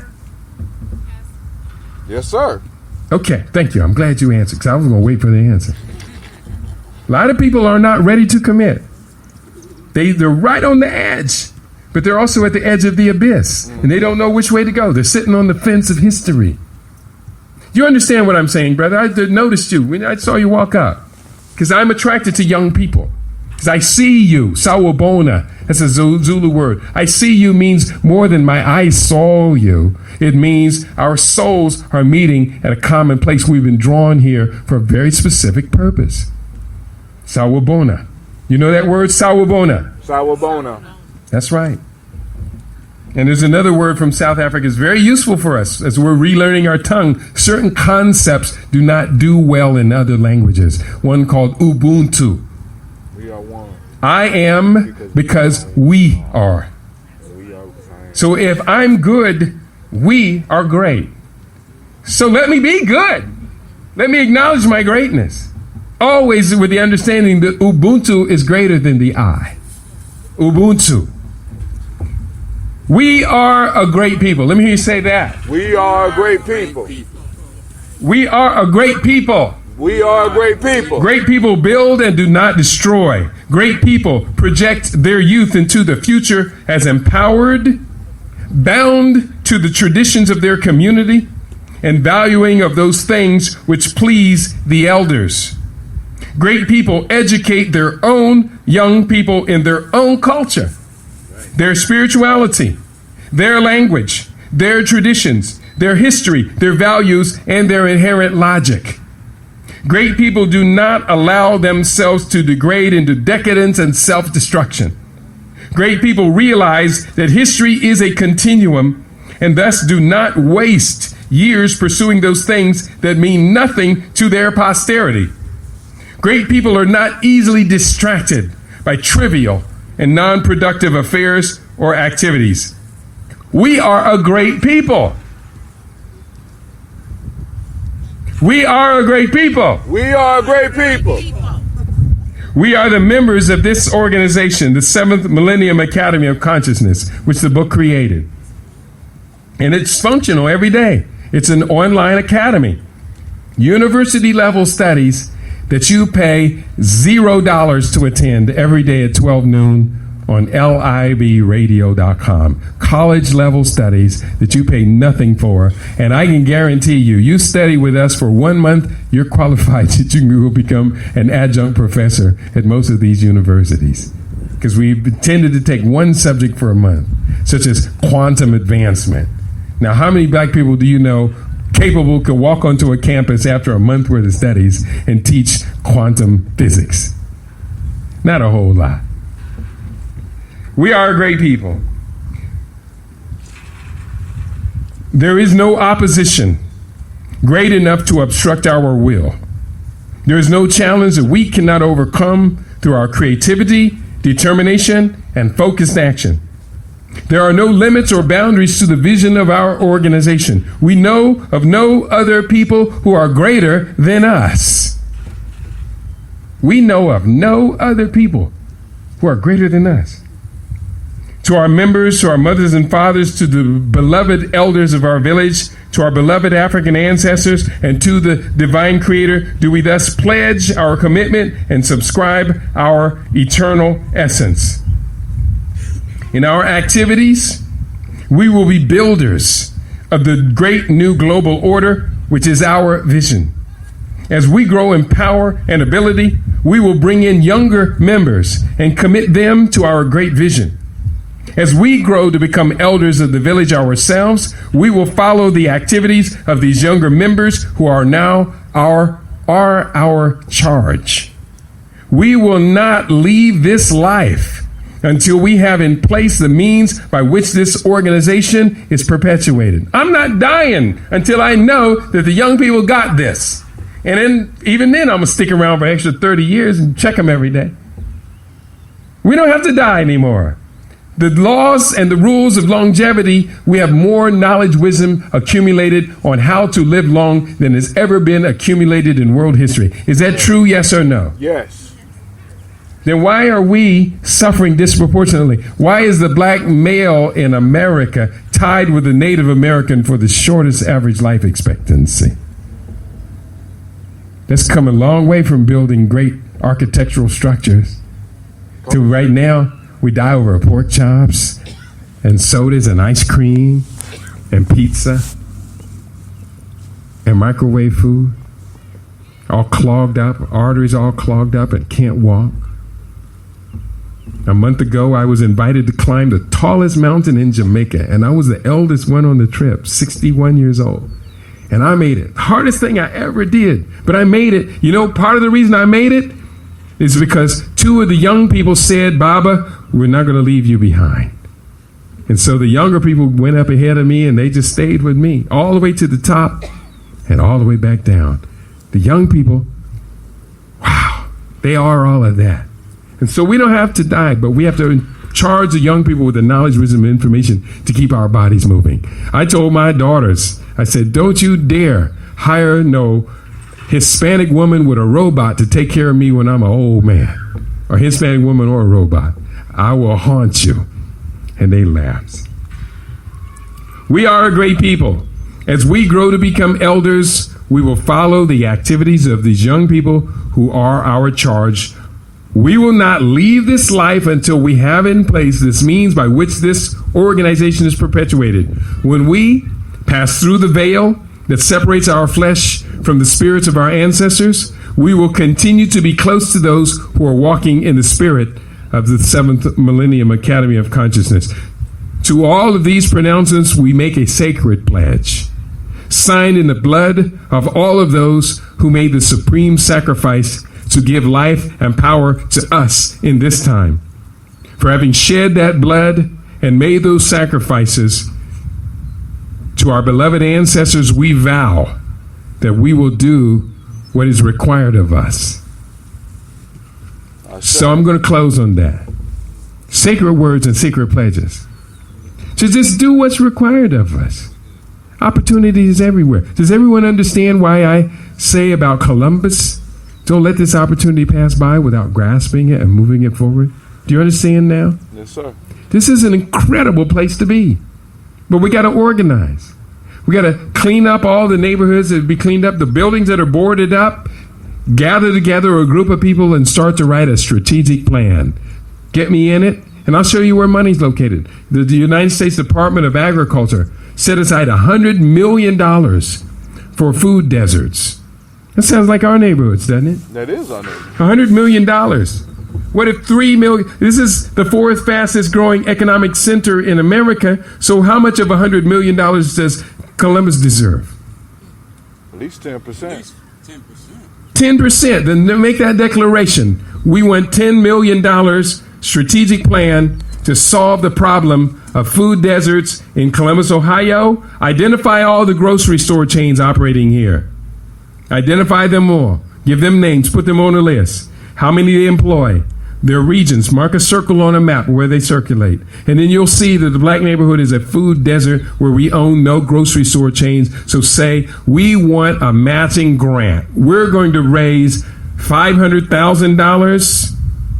And then the USDA and other affiliations commit $500,000. You can even go to the existing grocery store chains and say, we want a pledge of you. We've been supporting you to the tune of $80 billion a year. You got to give back. Because if you don't give back, we're going to tell everybody on you.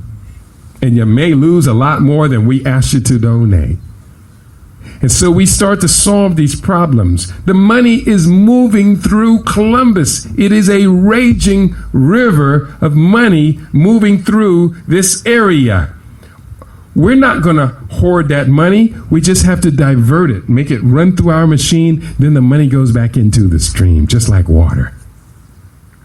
Do you understand what I'm saying? The metaphor of currency and current is the same.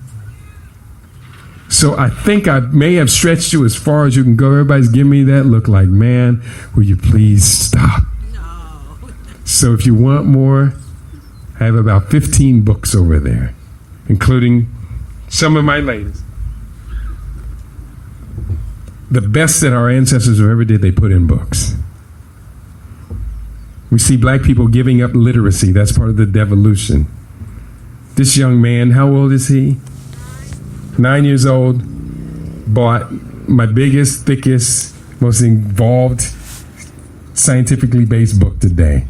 He said, Mama, that's the one I want. I see you. Sawubona. We see you. And be proud of yourself. Be proud of your mother, who's proud of you. Be proud of your parents, your grandparents, and your extended family. But realize all these men out here are your uncles. And these young people are your cousins and your brothers and your sisters. You're not in this alone. So when it gets hard, we're all going to wrap our arms around you and lift you up. If you need to borrow money, ask them first and then come to me. But realize also, as you grow to your mastery, you have to bring everyone else up with you. It's not for you alone. It's for everyone. Thank you, young man, for giving me permission to come to Columbus and meet you. Thank you, everybody else, for agreeing that we have great reason to be optimistic. Ashe. Ashe, y'all.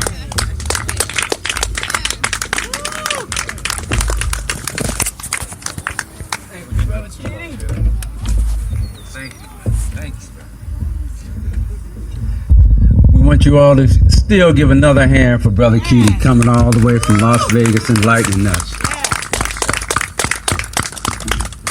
We have a few minutes now. We're going to do one last rendition to wrap up the evening. We have the brothers who are going to render us with some poetry from Ngozi Barbershop.